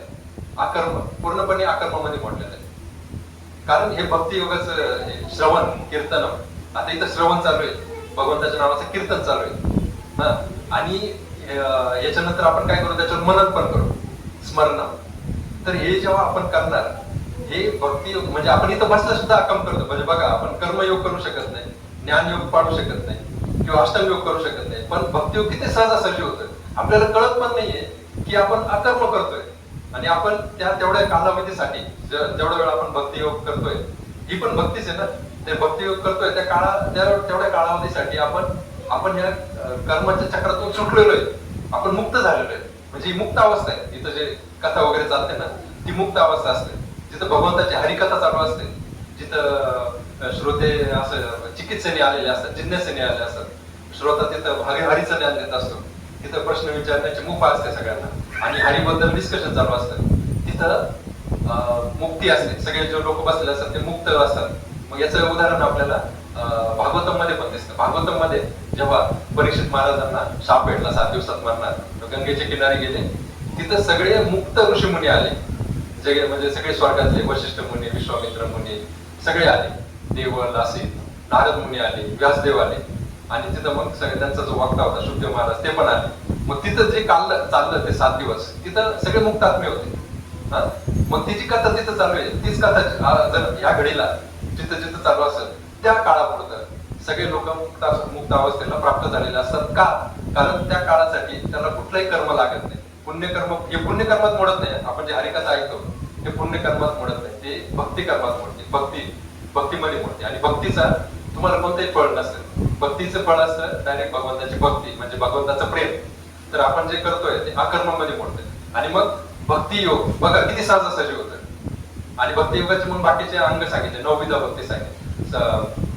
श्रवणम, कीर्तनम, विष्णू स्मरणम, पादसेवनम, दास्यम, अर्चनम, वंदनम, आत्मनिवेदनम, साख्यम, दास्यम, वंदनम, अर्चनम, साख्यम, दास्यम, वंदनम, आत्मनिवेदनम. असे 9 अंग सांगितले. 9 अंग जेव्हा आपण आपल्या जीवनामध्ये उतरवतो तेव्हा आपण अकर्म करत असतो. म्हणजे आपण जेव्हा चॅटिंग करतो ना, आता आपले लहान लहान मुलं सुद्धा चॅटिंग करतात, हरिनामाचं जप करतात, तेव्हा ते काय करतायत माहितीये का? या भौतिक कल्मशातून त्यावेळेस ते मुक्त होत आहेत. हरिनाम घेतायत म्हणजे ते तेवढ्या काळासाठी ते पुण्यकर्म पण करत नाही, पापकर्म पण करत नाही. ते भक्ती कर्मामुळं ते मुक्त गतीला प्राप्त होत आहेत. म्हणून चॅटिंग करणं हे अकर्मामध्ये मोडतं. सकाळी आपण बघून मंदिरात कधी गेलो असेल तर मंदिरात आर्च विग्रह सेवा चालते. तर आर्च विग्रह सेवा जेव्हा आपण करतो तेव्हा आपण अकर्म करत असतो आपण. म्हणजे बघा हे किती सोपं आहे. अकर्म भक्ती योगाच्या याच्या कॅटेगरी खाली येऊन कर्म करणं किती सोप्या सहजरित्या अकर्मामध्ये मोडतं बघा. तर त्याच्यामुळं जेव्हा आपण म्हणतो बरं कर्म पण करायचे नाही, आणि जर एखादा म्हणलं ठीक आहे मी काहीच करणार, मी जागेवर बसून नाही, मला हे पण नाही करायचं, अकर्म पण नाही करायचं, चांगलं कर्म पण नाही करायचं, पाप कर्म पण नाही करायचं, पण मी एका जागेवर बसून नाही, ते पण शक्य नाही. कारण आत्म्याचा स्वभाव असा एका जागेवर शांत राहण्यासारखा नाही. एखादा म्हणून नाही मी फक्त झोपून राहील, आता झोपणं पण क्रियाच आहे ना, कर्मच आहे ते पण. एखादं म्हणून मी एका जागेवर बसून राहील असं मी काहीच करणार नाही, पण ते पण कर्म झालं बसून. आता तुम्ही श्वास घ्या, बसून सुद्धा श्वास घ्या, श्वासाचं पण कर्मच आहे ना. म्हणजे कर्मामध्ये आपण एवढे गुंतलेलो आहे. त्याच्यामुळे मागच्या वेळेस आपण बघितलं गहना कर्म नव्हते, ती कर्माची गती कशी चालते ती खूप समजणं अवघड आहे. त्याच्यामुळे आणि नाही कशी क्षणमपी जातू तिष्ठती कर्म करू. म्हणजे आत्म्याचा असा स्वभाव आहे. कृष्णाने भगवद्गीतेच्या 3ऱ्या अध्यायात सांगितलंय की एक क्षणासाठी सुद्धा आत्मा स्थिर राहू शकत नाही. आत्म्याला याच्यातून जावं लागतं. मग आता अजून एक प्रश्न पडतो आपल्याला की ठीक आहे आता मी ठरवलं मी आता भक्ती मार्गामध्ये येणार, पण आता माझे मागचे मी पाप कर्म केलेले आहेत, त्याचा संचित कर्म माझ्या राशीला लागलेले, मग त्याचं मला फळ भोगावं लागेल की नाही. मग त्याचं मी काय करू, ते मी घालू शकतो का? तर याचं उत्तर आहे हे जे फळ आहे हे तुम्ही कुठल्याच दुसऱ्या रीतीने कुठल्याच दुसऱ्या योगाने घालू शकत नाही. कोणतं फळ? आपलं जे संचित कर्म आहे ते आपण घालू शकत नाही. आता बघा जे क्रियमान आपण एखादं वाईट गोष्ट आपल्याला घडली, आपल्या बाबतीत घडली, आपल्याला वाईट फळ प्रारब्ध, आपल्या प्रारब्ध कर्म आपण भोगतोय. तर प्रारब्ध कर्म भोगल्यानंतर पुढचं जे कर्म आहे ते आपल्या हातामध्ये. पुढचं जे कर्म आपण करणार, प्रारब्ध कर्म आपल्या राशीला आल्यानंतर आपल्याला जो त्रास झाला किंवा जर चांगलं त्रास झाला किंवा इव्हन चांगलं सुद्धा कर्मफळ आपल्या राशीला आलं तर आपण त्याला कसं रिॲक्ट करायचं हे इच्छा स्वातंत्र्य आपल्या हातामध्ये आहे. पण ते कधी, ते आपल्याला कधी भेटणार? मी त्यानुसार ऍक्ट केलं तर त्याचं फळ मला नंतर भेटणार ना, लगेच नाही भेटणार. आता तिथं जे प्रारब्ध कर्म आहे, दुःखाचा काळ आहे माझ्यासाठी, तर दुःखाच्या काळामध्ये मला ते दुःख भोगावंच लागणार आहे. पण ते दुःख भोगताना माझं कॉन्शियसनेस मी ऍडजस्ट करू शकतो. म्हणजे त्या दुःखाने खचित व्हायचं, डिप्रेस व्हायचं, अँक्शियस व्हायचं की त्या दुःखामुळं मी माझ्या जीवनामध्ये एक नवीन अर्थ शोधायला सुरुवात करायची, हे माझ्या हातामध्ये. मग ते क्रियमान जे कर्म आपण जे करणार ते आपल्या फ्री विल नुसार आपण करणार, त्याचं फळ आपल्याला नंतर भेटणार. मग आपल्याला जर माहिती आहे की मी जर चांगलं त्याला रिॲक्ट केलं तर मला चांगलं फळ भेटेल, ते आपल्या हातामध्ये, पुढचं चांगलं फळ आपल्या हातामध्ये. पण मागं मी जे पाप केलेले, जे माझ्या राशीमध्ये संचय झालेला आहे त्याचा संचित कर्म, त्याचं मी काय करू? आता मी प्रारब्ध भोगतोय त्यानुसार मी पुढचं माझं भविष्य ठरू शकतो, पण मागं जे मी पाप केलेले तर ते मी कसं काढणार? तर ते सुद्धा ह्या जगामध्ये बाकीच्या कुठल्याच रीतीने आपण काढू शकत नाही. फक्त भक्तीनेच काढू शकतो. आता तुम्ही म्हणाल्याचं काही एक्झाम्पल आहे का? तुम्हाला एक चांगली स्टोरी, भागवतामध्ये स्टोरी ती सांगतो. आणि अशा भरपूर स्टोरी आहेत की भक्तीमुळं त्याचं मागचं सुद्धा कर्म कसं निघून गेलं. संचित कर्म सुद्धा जातं भक्तीमुळं. जे बाकीच्या कुठल्याच योगामध्ये जाणार नाही, ते भक्तीमध्ये जाणार. तर त्याची कथा अशी आहे, 9व्या स्कंदामध्ये येते ती कथा. तर एक प्रसिद्ध म्हणून नावाचा एक राजा होता, प्रसिद्ध. तर ते डायरेक्ट मनूचेच मुलं होते ते प्रसिद्ध, म्हणजे सुरुवातीची एकदम सृष्टीच्या सुरुवातीची गोष्ट आहे. मनूला असे 10 मुलं होते. पहिला इक्ष्वाकू तुम्ही ऐकलं असेल, मनूचा पहिला मुलगा इक्ष्वाकू. मग हा इक्ष्वाकूचा भाऊ होता प्रसिद्ध. तर त्याला त्यांनी काय ड्युटी दिली होती, तू इथं हे गोशाळा आहे ना, त्यांच्या राज्यातली गोशाळा होती, त्या गोशाळेचं पालन करणं, या गोमातेचं वाघांपासून रक्षण करणं, जंगली जनावरांपासून रक्षण करणं, त्यांना हे चारा वगैरे ते घालणं, त्यांचं रक्षणाचं काम प्रसिद्धकडे होतं. प्रसिद्ध ते एकदम मनापासून करत होता. आता झालं काय, एक रात्री तो एक गोठ्याचं राखण करत असताना काय झालं की तिथं एक रात्री अंधार होता, वाघ आला आणि ते वाघाने एका गायला पकडलं आणि ते गायला चालवलं खेचून. आता वाघामध्ये खूप ताकद असते, ते गायला खेचून तो चालला होता. मग ते गायीचा अंबडण्याचा आवाज आला. आता अंधार असल्यामुळं याला कळलं अंबडण्याच्या गायीच्या अंबरतात, त्या अंबरण्यामुळे त्यांना कळलं की काहीतरी संकट आलंय. मग त्याला दिसलं नाही नेमकं काय झालं. मग ते खूप सगळ्या गायी अशा हालचाल करायला लागल्या. तर तेव्हा त्याला कळलं की इथं वाघ आलेला आहे. मग तो आपली तलवार घेऊन त्या दिशेने गेला जिथून आवाज ऐकू येत होता. आणि त्यांनी काय केलं, रात्रीच्या अंधारामध्ये असं वार केला. त्याला वाटलं आता मी त्या वाघाला मारलंय आणि गायीला मी वाचवलंय. पण सकाळ जेव्हा झाली ना, आता त्याला अंधारात काही दिसलं नाही. सकाळ जेव्हा झाली तेव्हा त्याला कळलं, अरे मी तर गायीलाच मारलंय. आणि वाघाचा त्याच्यामध्ये कान कट झाला होता, जो कान होता वाघाचा कान पण कट झाला. मग ते वाघ पळून गेला, वाघाचा कान कट झाला म्हणून वाघ पळून गेला. पण ते गायी मेली बिचारी, कारण गायीवर त्याने वार केला होता. आणि हे जेव्हा दुसऱ्या दिवशी वशिष्ठ मुनी त्यांचे कुलगुरू होते त्यांना कळलं, तेव्हा वशिष्ठ मुनींनी काही मागचा पुढचा विचार न करता, याच्याकडून चुकून झालाय बाबा, याला माहित नव्हतं, हा तर गायीला वाचवायला गेला होता पण चुकून त्याच्याकडून गायी मारली गेली, गोमाता मारली गेली. त्यांनी शाप देऊन टाकला. त्यांनी असा शाप दिला की पुढच्या जन्मामध्ये तू असं न विचार करता कर्म करतोय तर तुला पुढच्या जन्मामध्ये शूद्र म्हणून जन्म घ्यावा लागेल. ह्या जन्मात तू क्षत्रिय होता, पुढच्या जन्मामध्ये तुला शूद्र म्हणून जन्म घ्यावा लागेल. आणि मग असं झाल्यानंतर काय झालं, तो म्हटलं ठीक आहे मला तुमचं मान्य आहे. आणि मग तो काय केला, तिथून राज्यातून निघून गेला. आणि राज्यातून निघून गेल्यावर एका जागेवर बसून तो हरीचं ध्यान करायला लागला. मग तो भक्त होता, आधीपासून तो भक्तच होता, त्याच्याकडून ते चुकून झालं. आता त्याला शाप काय भेटला होता, आणि पूर्वीच्या काळाचे शाप खूप पॉवरफुल राहायचे बरं का. एखादा शाप भेटला ना, तो त्याला माणसाला तो घ्यावाच लागतो. आपण खूप शापाच्या गोष्टी खूप आपण ऐकलेल्या आपण, तर तो शाप त्याला सहन करावाच लागतो. मग तो म्हटलं ठीक आहे मला मान्य आहे. मग तो गेला आणि मग तिथं एका जागेवर बसून हरीचं कीर्तन करत बसला. रानावनामध्ये जाऊन एकदा त्याने इकडे संसार पूर्णपणे त्याग करून दिला. त्याचं तेवढं डिटॅचमेंट होतं, वैराग्य होतं. तो गेला आणि हरीची भक्ती करत राहिला. केली त्यांनी आयुष्यभर हरीची भक्ती केली आणि खूप त्या हरीच्या भक्तीमध्ये गेला. हरीचं नाव घेत बसला, हरे कृष्णा कृष्णा कृष्णा हरे हरे, हरे राम राम राम हरे हरे. अशा हरीच्या नामामध्ये त्याने पूर्ण, म्हणजे आता हा मंत्र काय आताचा नाही, मंत्र म्हणजे सदा चिरकाळ असतो. तर त्या काळामध्ये पण तो हरीचं नाम त्या काळामध्ये पण तेवढंच पावर होतं. तिथं बसला आणि बघा हरिभक्तीचा म्हणजे परिणाम बघा. जेव्हा त्याचा मृत्यू झाला तेव्हा त्याला घेण्यासाठी गरुडावर बसून विष्णुदूत आले होते. म्हणजे त्याला जो शाप भेटला होता, ते संचित कर्म त्याच्या मागे जे होतं गोहत्या केल्याचं, आणि ते गुरुचा जो शाप होता, त्या शापातून सुद्धा त्याची मुक्ती झाली. त्या शापाचं फळ घेण्यासाठी सुद्धा त्याला यावं नाही लागलं, आहे की नाही. तर अशा प्रकारे भक्ती करून ह्या संचित कर्मातून मुक्त होता येतं, याचं हे उदाहरण आहे, उत्तम उदाहरण आहे. कारण त्याला शूद्राचा जन्म घ्यावा लागला असता, पण त्याला शूद्राचा जन्म न घेता त्याला डायरेक्ट मुक्ती भेटून गेली. ती कशामुळे शक्य झाली, हरिभक्तीमुळे, भक्तियोग. त्यांनी भक्तियोग केला त्याच्यामुळे. दुसरं उदाहरण आपल्या सगळ्यांना माहिती आहे, वाल्मिकी मुनीचं. वाल्मिकी मुनी खूप पापी होते, रत्नाकर डाकू खूप पापी होते. मग त्यांना नारद मुनींचा आश्रय भेटला. नारद मुनींनी त्यांना सांगितलं तू राम नामाचं कशाचा जप कर, रामनाम. तो एवढा पापी होता, त्याच्या तोंडून रामनाम सुद्धा निघत नव्हतं. म्हणजे बघा, जे पापी लोक असतात ते भगवंताचं नाव घेऊ शकत नाही. मग तेवढा पापी होतं, एवढं त्या लोकांना मारलं होतं, प्राण्यांना मारलं होतं, एवढे पाप केले होते, लुटलं होतं. त्या पापाच्या याच्यामुळं तो रामनाम पण घेऊ शकत नव्हता. म्हणजे बघा, जे हरीचं नाव घेतात ना ते पुण्यवान आहे. हा, ते पुण्याचं फळ म्हणजे तुम्ही हरीचं नाव, बहु सुकृतांची जोडी म्हणून विठ्ठल आवडे ना, म्हणून आपण विठ्ठल. जे लोक हरीचं नाव घेत नाही तर ते पापी समजले पाहिजे.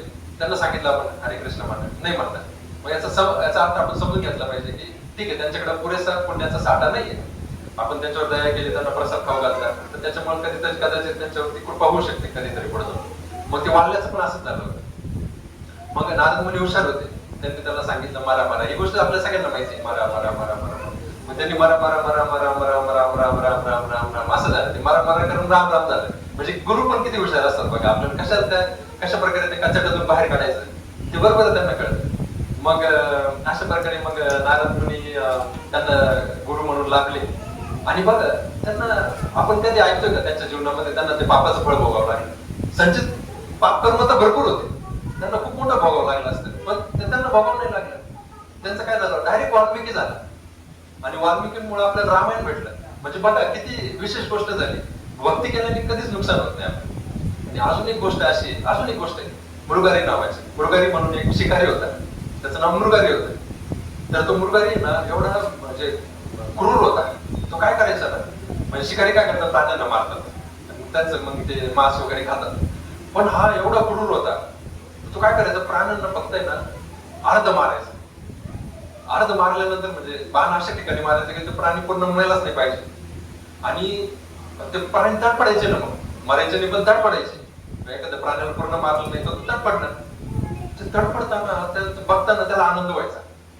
म्हणजे तो त्याच्यामध्ये आनंद घ्यायचा, दुसऱ्याच्या दुःखामध्ये त्रासामध्ये त्याला लय आनंद यायचा. म्हणजे किती पापी होता बघा तो. आणि ते त्याचं म्हणजे काय म्हणतात दैनंदिन कार्य होतं, शिकारीच होता. जंगलामध्ये जाऊन प्राण्यांना अर्ध मारायचा. अशा प्रकारे त्याचं जीवन व्यापन चालू होतं.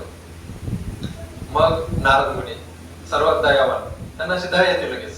जे खरं भगवंताचे भक्त आहेत ना, नारायण, ते स्वतः नारायण म्हणतात, पण त्यांच्या मनात भक्ती आहे. मग ते तिथं गेले, त्यांनी बघितलं अरे हा व्यक्ती काय करू राहिला, प्राण्यांना त्रास देऊ राहिला. त्या व्यक्तीकडे गेले, मृगारीकडे गेले. त्याला म्हटले तू असं काय करतो, तू असं त्रास कर. त्याला माहितच नव्हतं की हा त्रास आहे त्यांचा, त्या जीवनाला त्रास होतो हे पण त्याच्या गणतीत नव्हतं. तो म्हणजे काय, माझं वडीलोपार्जित मी हेच करत आहे, वडील माझे हेच करत होते आणि मी पण तेच करतोय, मला याच्यामध्ये काही वाईट आहे असं काही वाटत नाही. मग नारद मुनींनी त्याला कर्माचा सिद्धांत सांगितला. नारद मुनी काय म्हटले, तू जेव्हा दुसऱ्या जीवाला त्रास देतो, आता प्राण्यांमध्ये पण जीव आहे. आता लोक काय म्हणतात की प्राण्यांमध्ये जीव नाही, आपण त्यांना खाऊ शकतो. असं होईल का? कारण प्राण्यांना जेव्हा आपण मारतो तेव्हा तो म्हणजे हसत म्हणतो का मला मारू का, असं म्हणतो का? तो प्रतिकारच करतो ना, तो रडतो म्हणजे ओरडतो. त्याला आवडत नाही मारलेलं, त्याला त्रास होतोय तिथं. म्हणजे आजकाल किती म्हणजे फिलॉसॉफी आपली किती डिग्रेड झालेली बघा. तर मग अशा प्रकारे नारद मुनी म्हणजे बघ, तू या जीवाला त्रास दिलाय ना, एवढं तडफडवलंय ना, त्याला कर्माचा सिद्धांत असं सांगतो, जेवढं तू त्याला तडफडवलंय तेवढाच त्रास तुला पुढे पण होणार. जेवढ्या प्राण्यांना त्रास दिलेला आहे. आणि नारद मुनींनी त्याला दृष्टी दिली बरं का, दिव्य दृष्टी दिली बघण्याची, की त्याच्या जीवनामध्ये पुढे काय होणार आहे. आणि त्याला दिसलं की माझं पूर्ण जीवन अंधकारमय आहे. म्हणजे काय, हे जे मेलेले जे प्राणी मारलेले, मी तडफडून त्यांना मारलेले आहे, त्या प्राण्यांनी मनुष्य रूप घेतलेलं आहे. आणि त्या मनुष्य रूपातल्या प्राण्यांनी मला मारलेले पुढच्या जन्मांमध्ये, प्रत्येक वेळेस मला मारलंय, प्रत्येक प्राणी मला मारलेले. हे त्याला दिसू लागलं दिव्य दृष्टीने. नारद मुनी त्यांना दिव्य दृष्टी दिली, त्यांना ते दिसलं आणि ते घाबरले. ते मृगारी घाबरला. मृगारी म्हटलं अरे बापरे, मला माहितीच नव्हतं की मी आता कसं आहे, एक युक्तिवाद लोक करतात की मला कर्माचा नियम माहित नसेल तर मला तो लागू होणार नाही. म्हणजे मला माहितीच नव्हतं, मग मला कशाला शिक्षा व्हायला पाहिजे. पण असं हे म्हणजे भूमीतले जे न्याय आहे त्याच्या बाबतीत तरी होतं का? आता सपोज एखाद्याने एकाचा खून केला आणि कोर्टामध्ये त्याला प्रस्तुत केलं गेलं आणि कोर्टामध्ये त्याने जर युक्तिवाद केला, नाही मला माहित नव्हतं खून नव्हता करायचा, तर कोर्ट सोडेल का त्याला? कोर्ट काय म्हणत, जाणून घ्यायची तुझी जबाबदारी आहे की हे याची शिक्षा तुला होणार, ही तुझी जबाबदारी, तुला माहित नाही याचा अर्थ आम्ही तुला सोडू शकत नाही. म्हणजे जर ह्या जगातलं कोर्ट जर तुम्हाला अज्ञानापायी तुम्ही जर एखादी गुन्हा केला तर त्याच्यातून सोडू शकत नाही, तर ते निसर्गाचा नियम कसा सोडणार सांगा मला. त्याच्यामुळे तो जरी म्हटला की मला माहित नव्हतं तरी पण त्याला ते भोगावेच लागणार होते. मग तो म्हटलं नारद मुनींना, बापरे एवढं भयंकर माझं भविष्य, तर मग मी काय करायला पाहिजे?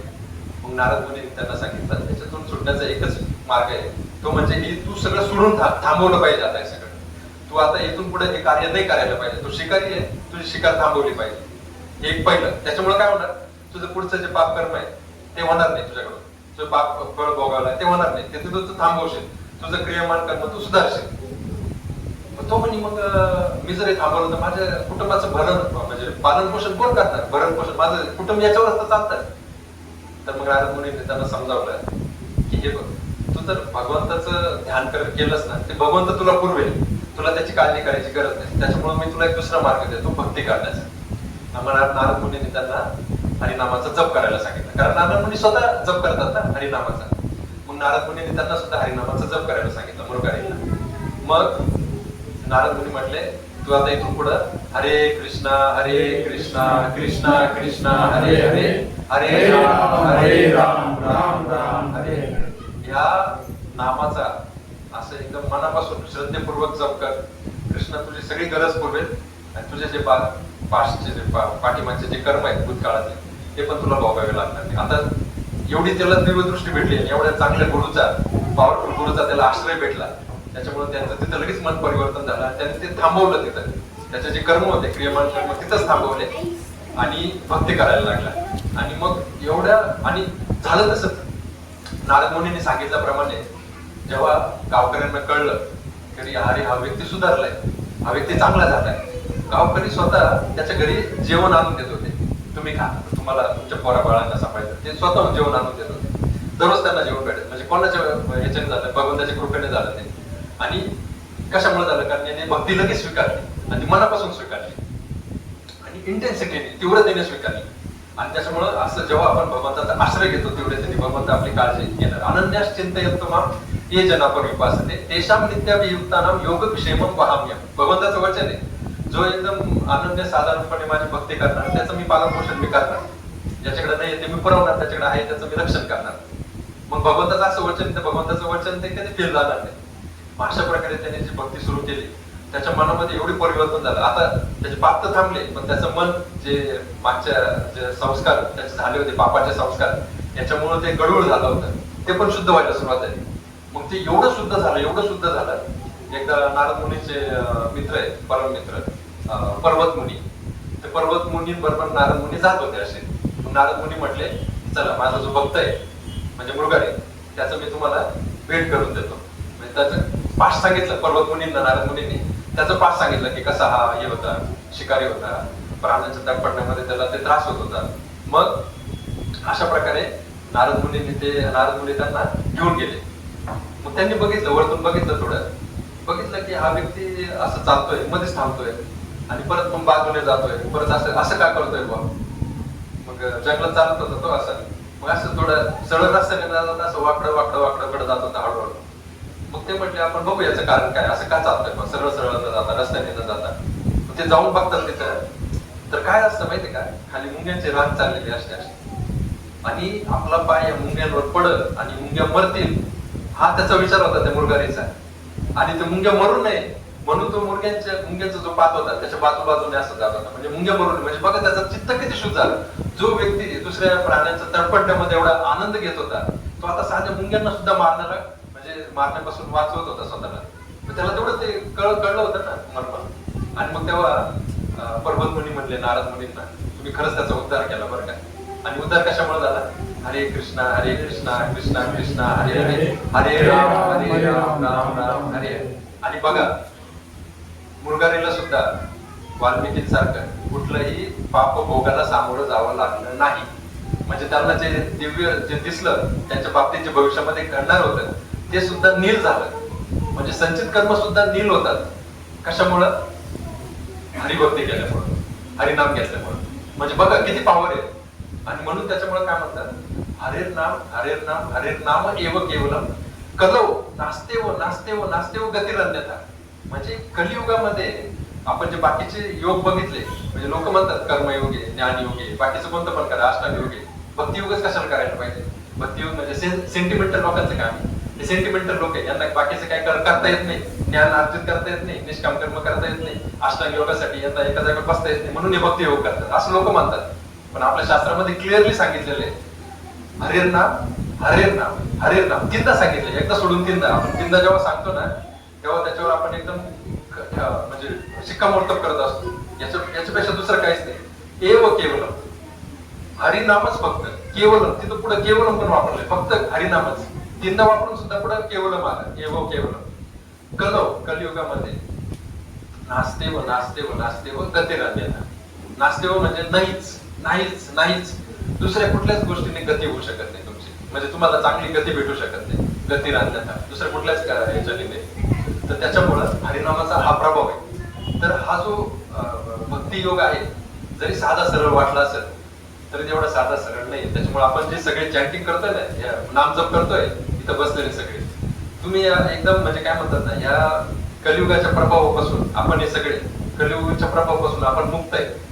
कारण हेच आपल्याला म्हणजे जसं ब्रह्माजी नारदजींना म्हणतात ना, इति षोडशक नाम कली कल्मष नाशनम, म्हणजे हा षोडशक नाम म्हणजे 16 अक्षरी जो मंत्र आहे, इति षोडशक 16 अक्षरी, हा जो 16 अक्षरी मंत्र आहे नाम कली कल्मष नाशनम आहे. कलीचं जे कल्मश आहे, कलीचा जो त्रास आहे, कलीचा जो प्रभाव आहे, त्या प्रभावापासून आपल्याला आपली सुटका करतात. म्हणजे सुटका करतं म्हणजे काय, आपल्याला म्हणजे पूर्ण काय म्हणतात, सुटका म्हणजे कलीच्या प्रभावातून सुटका म्हणजे ते मुक्तीची स्तर आहे, मुक्तीचा स्तर आहे. तर मग अशा प्रकारे दुसरा काही मार्गच नाही त्यासाठी. त्याच्यामुळं आपण हा जो कर्माचा सिद्धांत आहे, याच्यावर आपण जी चर्चा करतोय, त्याचा शेवट आपण जे कर्माचा सिद्धांत जाणला, व्यवस्थित जाणला, त्याचं शेवट त्याची परिणती कशामध्ये व्हायला पाहिजे, तर हरिभक्तीमध्ये व्हायला पाहिजे. जो कर्माचा सिद्धांत जाणतो त्याचं एंडिंग ही हरिभक्ती जाणण्यामध्ये व्हायला पाहिजे. जेव्हा तो हरिभक्ती जाणतो तेव्हा असं आपण समजू शकतो की त्याचं जे ज्ञान घेतलेले आहे ते परिपूर्ण झालेले आहे. जेव्हा तो नामाच्या स्टेज पर्यंत येतो, हरिनाम घेण्याच्या स्टेज पर्यंत येतो, तेव्हा आपण समजायचं की त्याने आता म्हणजे ती टॉप मोस्ट लेवल गाठलेली आहे. आणि आपल्या सगळ्या शास्त्रांचं हेच म्हणणं आहे. म्हणजे प्रायण अल्पायुष, अजून एक श्लोक आहे भागवत, प्रायण अल्पायुष सभ्य कलो अस्मिन युगे जना मंद सुमंद मतयु मंद सॉरी प्रायण, हा ते तो कलियुगातल्या लोकांना वर्णन करणारा तो श्लोक आहे. प्रायण अल्पायुष्य सभ्य कलो अस्मिन युगे जना, म्हणजे कलियुगातला जो व्यक्ती आहे त्याला हे ज्ञान नाहीये. म्हणजे हे जे भक्तिमधलं ज्ञान आहे ते ज्ञान ग्रहण करण्याची त्याची एवढी क्षमता नाहीये. पण जे आता तुम्ही इथं सगळे बसलेले आहात, हे हरिभक्तीचं ज्ञान घेत आहात, हरिकथा जे ऐकत आहात, ते अतिउच्च ज्ञान असल्यामुळं आपण इथं जे बसलेले, आपण इथं बसलेल्यांना मंद, अतिमंद असं सुमंद असं म्हणू शकत नाही. सगळे खूप इंटेलिजंट आहेत. कारण तुम्ही इथं बसून काय करताय, एकाच वेळी खूप तीर मारताय. एक तर म्हणजे आपण अकर्म करतोय, सगळ्यात पहिला आपण बघितलं आपण अकर्म करतोय. दुसरं म्हणजे आपण हरिभक्ती करतोय, आणि हरिभक्तीचा परिणाम काय होतो, आपल्याला कृष्णाचं प्रेम जे आहे, आपल्याला फक्त मुक्ती नकोय बरं का, भक्ताला फक्त मुक्तीची अपेक्षा नसते. इनफॅक्ट भक्त असा असतो ना की त्याला ती मुक्ती सुद्धा गौण वाटते, मला मुक्ती पण नको. म्हणजे असं म्हणतात की जी मुक्ती ना, ती मुक्ती जी आहे ती जर एक स्त्री असेल ना तर ती नेहमी अविवाहित असते. अविवाहित का असते ते, कारण जे लोक मुक्तीच्या मागे लागलेले असतात ना, मुक्ती त्यांना भेटत नाही. म्हणजे मला मुक्ती पाहिजे, मुक्ती पाहिजे, मुक्ती पाहिजे. म्हणजे कोणती मुक्ती, ही आपली कैवल्य मुक्ती जे म्हणतो ना, सायुज्य मुक्ती, त्या मुक्तीचं इथं उल्लेख आहे. ती जे लोक त्याच्या मागे लागलेले असतात त्यांना ती भेटत नाही, ते त्यांच्यापासून लांब जाते. आणि जे भक्त असतात ते भक्तांच्या दारापाशी ती मुक्ती येते आणि मुक्ती म्हणते मला तुम्ही घ्या, मी तुमच्या दारात आहे, मला तुम्ही ऍक्सेप्ट करा. पण भक्त काय म्हणतो, मला मुक्ती नको. म्हणजे बघा, मुक्ती जी असते ती नेहमी अविवाहित असते, कारण ती ज्यांच्या मागे जाते, भक्तांच्या मागे जाते, ते भक्तांना ती मुक्ती नको असते. भक्तांना मग काय असतं, काय लागत असतं, त्यांना जर मुक्ती नको असते तर काय लागत असतं, त्यांना हरिभक्ती लागत असते, हरीची सेवा करायची असते त्यांना. सेवा परमधर्म हा जो आपल्या आत्म्याचा जो गुण आहे, त्या गुणाला त्याला पूर्णपणे वापरायचं असतं भगवंताच्या सेवेमध्ये. त्यामुळे तुम्ही बघा, भगवंताचे जे महान सेवक आहेत, हनुमान घ्या, उदाहरण घेऊ आपण हनुमंत राम भक्त आहे, परम राम भक्त आहे. म्हणजे आपण जे म्हणतो ना, श्रवणम कीर्तनम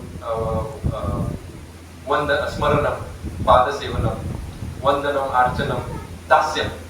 तर दास्याचं जे काय म्हणतात शिरोमणी आहे, दास्य भक्ती कशी करायची, तर ती आपण कोणाकडू शकतो, ते हनुमान कडू शकतो. दास्य म्हणजे भगवंताचा दास कसं व्हायचं. हनुमंताला जर म्हटलंय, जर आपण हनुमंताला म्हटलंय की तुम्ही भगवंताचा फ्रेंड व्हा, सख्य व्हा, म्हणजे अर्जुनासारखा तुम्ही सखा व्हा. हनुमंत म्हणलं नाही, मला दास म्हणूनच राहायचंय, मला भगवंताचे दास म्हणूनच सेवा करायची. तर ते दास्याचं उदाहरण, उत्तम उदाहरण आहे हनुमान. आणि हनुमंताला जर तुम्ही म्हटलं की तुम्हाला मुक्ती देतो आम्ही, तुम्हाला सायुज्य निराकारामध्ये जाऊन तुम्ही तिथं अनंत काळासाठी वास करा, या दास्य सेवेपासून तुम्ही मुक्त व्हा, दास्य सेवा करू नका, तुम्हाला ती मुक्ती देतो, याच्यातून मुक्त व्हा, ती मुक्ती भेटत. हनुमंत काय करेल माहितीये का, आपला हात गेला असा जाड, आणि असं कानपटत वाजवत माझ्या प्रभूपासून लांब नव्हतं. कारण त्या निराकार भक्तीमध्ये आपण जे आता निराकाराचं जे पेव चढलेलं आहे सगळीकडे, ते निराकार भक्तीमध्ये आपला आणि भगवंताचा काही संबंधच राहत नाही. आणि हनुमंताला ते नकोय. हनुमंताला काय सगळं सुख कशामध्ये? रामजींची सेवा करण्यामध्ये. आणि त्या सेवेमध्ये जो सुख आहे ते निराकार भक्तीमध्ये पण नाही. आणि हे आपलं सगळ्या शास्त्रांचं प्रमाण आहे. पण आता शास्त्र कसे आहे ना, थोडे वेडेवाकडे इंटरप्रिट करता येतात. त्याच्यामुळे लोकांना वाटतं की ती श्रेष्ठ मूर्ती, सर्वश्रेष्ठ मूर्ती ती आहे. पण तसं नाही. तर एक बृहद भागवत अमृत म्हणून एक सनातन गोस्वामीने ग्रंथ लिहिलेला आहे. त्याच्यामध्ये या सगळ्या भक्तांचं वर्णन केलेलं आहे. म्हणजे ब्रह्मदेव, शिवजी, हनुमान, पांडव, प्रल्हाद, हे सगळे उद्धव, हे सगळ्या भक्तांचं वर्णन केलेलं आहे श्रेणीनुसार. Topmost book, topmost book. आणि भक्त जो असतो ना, तो कधीच म्हणत नाही की मी सर्वश्रेष्ठ आहे. तो स्वतःला कधी पण दुसऱ्यांपासून हीनच समजतो. तर अशा प्रकारे ही जी कृष्ण सेवा करण्याची जी आत्म्याची जी खरी ओढ आहे, त्याला जेव्हा आपण प्राप्त होतो तेव्हा ती खरी मुक्ती. आणि मग भक्त जे असतात त्या खऱ्या मुक्तीच्या मागे असतात. आणि तिथं जर आपल्याला जायचं असेल तर मग आपल्याला ह्या कर्माच्या चक्रातून सोडवण्यासाठी, मग आपल्याला या सगळ्या संसार चक्रातून सोडवण्यासाठी, मग आपल्याला हे भक्तिमय जे कर्म आहे, जप करणं, हे करणं, ते आपल्याला तिथं मदत करतात. अशा प्रकारे हा खूप मोठा असा भक्तीचा गुणगौरव आपण सगळे करता तिथं श्रवण करू. तर तो आपल्या जीवनामध्ये आपण म्हणजे उतरवायला पाहिजे. आता हे कसं आपण ऐकतोय, तर मग ते ऐकण्याच्या स्टेजवर न राहता आपण त्याचं स्मरण पण केलं पाहिजे. म्हणजे जाऊन आपण त्याच्यावर विचार करायला पाहिजे, हे खरं आहे की खोटं आहे. आपण त्याच्यावर असं नाही की प्रश्न नाही विचारला पाहिजे, प्रश्न पण विचारायचे त्याच्यावर. आणि प्रश्नाचं समाधान करून मग आपण ते अजून त्याची निष्ठा, त्याच्याबद्दलची जी निष्ठा आहे ती आपल्या वाढवली पाहिजे. आणि अशा प्रकारे आपलं भक्तीमध्ये उत्तर आपण ती प्रगती केली पाहिजे. आणि ती करण्यासाठी त्याच्यामध्ये ते आता कसं असतं, आपण इथं एक तास बसलोय, आपण थोडं ऐकतोय, मग आपण प्रेरित होतो.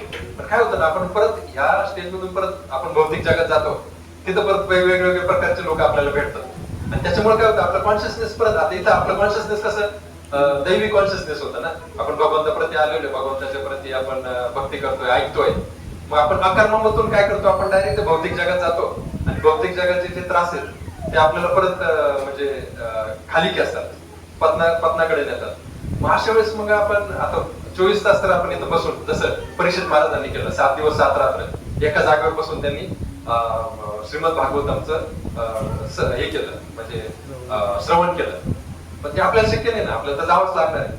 मग हे जे आपल्या भोवती जी इम्युनिटी तयार झाली, जे वलय कवच जे तयार झालेलं आहे, हे कलीपासून वाचणारं जे कवच, त्याला आपण अबाधित कसं ठेवू शकतो बाहेर गेलं तरी? तर मग त्याच्यासाठी सर्वात सुंदर उपाय जप करणे, सर्वात म्हणजे प्रभावी उपाय. आणि त्याचं आपण बघितलंय. त्याच्यामुळं आपण जेवढं जपामध्ये आपलं सुरुवातीला जपामध्ये आपल्याला इंटरेस्ट वाटणार नाही बरं का. जप करताना आपल्याला त्रास होणार, एका जागेवर बसवणार नाही. आणि बघा, जप करताना आपण जर एका जागेवर बसू शकत नाही, तर मग आपण ध्यान अष्टांग योग कसं करू शकणार बरं? म्हणजे ते हिमालयामध्ये जाऊन मग ते अष्टांग योग आपण जे म्हटलं बाद आहे, ते आपल्याला लगेच कळतं. अरे एका जागेवर बसून मी 5 मिनिटं जप पण करू शकत नाही, तर अष्टांग योग लांबचीच गोष्ट आहे. पण जप हा प्रभावी कसा आहे सांगतो तुम्हाला. जपामध्ये आता अष्टांग योग करायला गेलं ना, फक्त आपल्या एकट्याची तिथं मेहनत आहे, एकट्याच्या बळावर आपल्याला ते काय म्हणतात शिखर जे आहे ते प्राप्त करायचंय.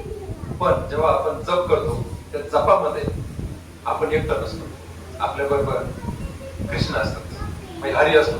हरी काय करतो, आपल्या बरोबर आपलं जे हृदय शुद्धी करण्याचं काम आहे ना, ते करतो. आता फॉर एक्झाम्पल त्याचं एक उदाहरण देतो तुम्हाला. आता आपलं घर आहे आणि खूप दिवसापासून बंद आहे, आणि ती धूळ साचलेली सगळी, आणि आपण ते घर उघडलंय, आपल्या घरामध्ये गेलोय, आपल्याला एका मित्राचा फोन आला, अरे मी येऊ का तुझ्या घरी, तू आलाय हे मला कळलंय.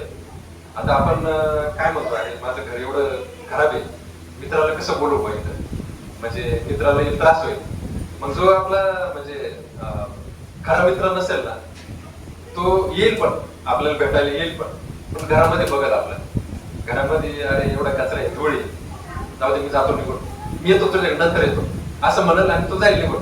जो म्हणजे खरा मित्र नाही असा. पण जेव्हा खरा मित्र येईल ना, अरे घर चल मी तुला मदत करतो, घर स्वच्छ करण्यासाठी मी मदत करतो, सगळे धूळ काढण्यासाठी मी मदत करतो. आणि मग अशा प्रकारे मग तो आपल्याला मदत करतो ते धूळ काढण्यासाठी. जेव्हा आपण हरिनाम जप करतो, जेव्हा आपण भक्ती करतो, तेव्हा आपण एकटं नसतो. आपल्या बरोबर आपला परम मित्र असतो, तो म्हणजे श्रीकृष्ण. आपल्या हृदयामध्ये जे परमात्मा स्थित श्रीकृष्ण आहेत ना, ते काय करतात आपल्या बरोबर येऊन. आपण हरिनाम कशासाठी करतो? चित्तशुद्धीसाठी.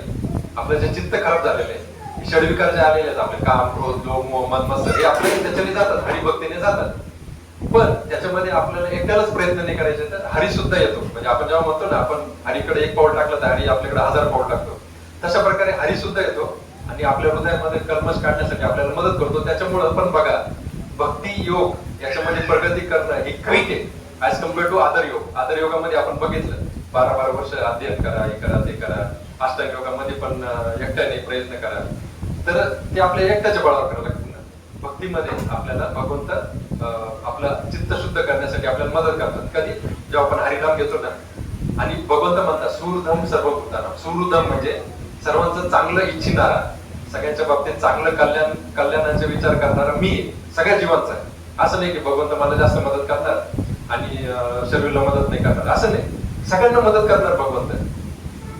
पण मग कसं आहे, आपल्यापासून पण तेवढे प्रयत्न व्हायला पाहिजे. आपण जेवढे प्रयत्न करणार तेवढे भगवंताचे आपल्याला एफर्ट्स भेटणार. तर त्याच्यामुळं हरिनाम जेव्हा करणार त्याचे खूप फायदे असे की आपण अकर्म करतो, आपण चित्तशुद्धी करतो, काम, क्रोध, लोभ, मोह, मत्सर. जसं तो मुरगारीने जेव्हा त्यांनी हरिनाम घेतलं चालू केलं, तेव्हा त्याच्यामध्ये चांगले गुण विकसित झाले ना. म्हणजे दया, जो गुण त्याच्याकडे आधी नव्हता पण तो त्याच्याने विकसित झाला, हो की नाही? मग ते कशाचं बळ होतं? हरिनामाचं बळ होतं. म्हणजे जेव्हा आपण हरिनाम घेतो तेव्हा चांगले गुण सुद्धा आपल्यामध्ये प्रवेश करतात. आणि मग म्हणजे काय म्हणतात आपण, लोकप्रिय पण तसं पण लोकप्रिय होतं. म्हणजे भक्त बघा, भक्ताला अशी लोकप्रियतेची अपेक्षा नसते, पण भगवंत स्वतःहून त्याला लोकप्रियता देतात. जसं अर्जुनच्या बाबतीत घडलं. आता महाभारतामध्ये जे युद्ध झालं कुरुक्षेत्रावर, त्याच्यामध्ये सगळ्यात मोठा म्हणजे योद्धा कोण ठरला? शेवटी अर्जुनच ठरला. कारण बाकी भीष्म, कर्ण सगळे गेले, अर्जुन सर्वश्रेष्ठ धनुर्धर अर्जुन ठरला. का? तर भगवंताने त्याच्यावर कृपा केली आणि भगवंताने म्हणजे अर्जुनाला ते काही लोकप्रिय व्हायचं नव्हतं, पण भगवंताने अर्जुनाचा गुणगौरव केला. रामायणमध्ये आता आपण रामायण म्हणतो, रामायणमध्ये सगळ्यात जास्त गुणगान कोणाचं होतं माहिती का? लक्ष्मणाचं बी होत नाही आणि भरताचं बी होत नाही. सगळ्यात जास्त गुणगान होतं ते हनुमंताचं. सगळं म्हणजे हनुमंताचं आपण गुणगान करतो. हनुमंतांनी मदत केली, हनुमंतांनी रामजींना जिंकून दिलं, हनुमंतांनी एवढं सीतामाईला आणलं, ते हनुमंताचं. मग हे कोणाच्या इच्छेमुळे होतं? रामजींचे. का? रामजींना वाटतं माझा जो भक्त आहे त्याचं गुणगान व्हायला पाहिजे, त्याची प्रशंसा व्हायला, त्याची लोकप्रियता वाढायला पाहिजे. मग अशा प्रकारे भगवंत आपल्या बरोबर असतात. आपण जेव्हा भक्ती करतो तेव्हा आपण एकटा नसतो, भगवंत आपल्याला नेहमी मदत करतात. त्याच्यामुळं आपण या लेक्चर मधून जर आपण एक गोष्ट शिकू शकतो तर ती म्हणजे आपण कर्माचं तर बघितलंच, नियम कसे चालतात वगैरे, पण त्या नियमांमध्ये अडकून न पडता आपल्याला त्याचं जे काय म्हणतात फळ आहे, म्हणजे त्याच्यातून जे शिकायला पाहिजे ते जर शिकलं, आणि ते म्हणजे काय? हरिभक्ती मी प्रामाणिकपणे केली तर ह्या सगळ्या चक्रातून मी सुटू शकतो. हे जर आपल्याला याच्यातून जर बोध झाला असेल तर म्हणजे काय म्हणतात आपण, इथं जो वेळ घालवला तो बिलकुल वाया गेलेला नाही.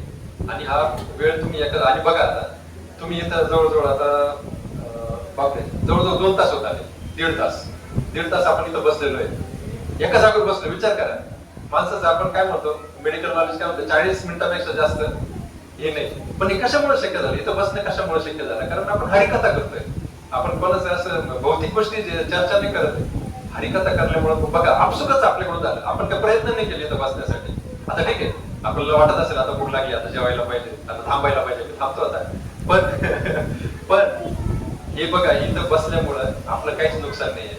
आणि इथं बसणं किती सहज सुलभ झालेलं आहे. प्रत्यक्ष अवगमन धम्य धर्म सुसुखम कर्तुम अव्ययम. म्हणजे भक्ती ही सुसुखम, सुसुखम म्हणजे इझिली आपण ते करू शकतो, इझिली, एकदम इझिली. बाकीचे मार्ग खूप किचकट आहे. कलियुगामध्ये विशेषतः खूप किचकट आहे. आपली जेव्हा शारीरिक शक्ती हीन झालेली, क्षीण झालेली, तर खूप आपल्याला अवघड आहे. पण भक्ती ही सुसुखम, एकदम आरामात करू. इथं बसून सुद्धा आपण मुक्तीच्या स्तरावर गेलो. या 1.5 तासासाठी आपण मुक्तीच्या स्तरावर आपण आपलं जीवन अनुभवलेलं आहे. कारण आपण अकर्म केलंय ना. अकर्म म्हणजे आपण त्या फळामध्ये गुंतलेलोच नाही कुठल्या. अशा प्रकारे हा फायदा आहे आपल्याला.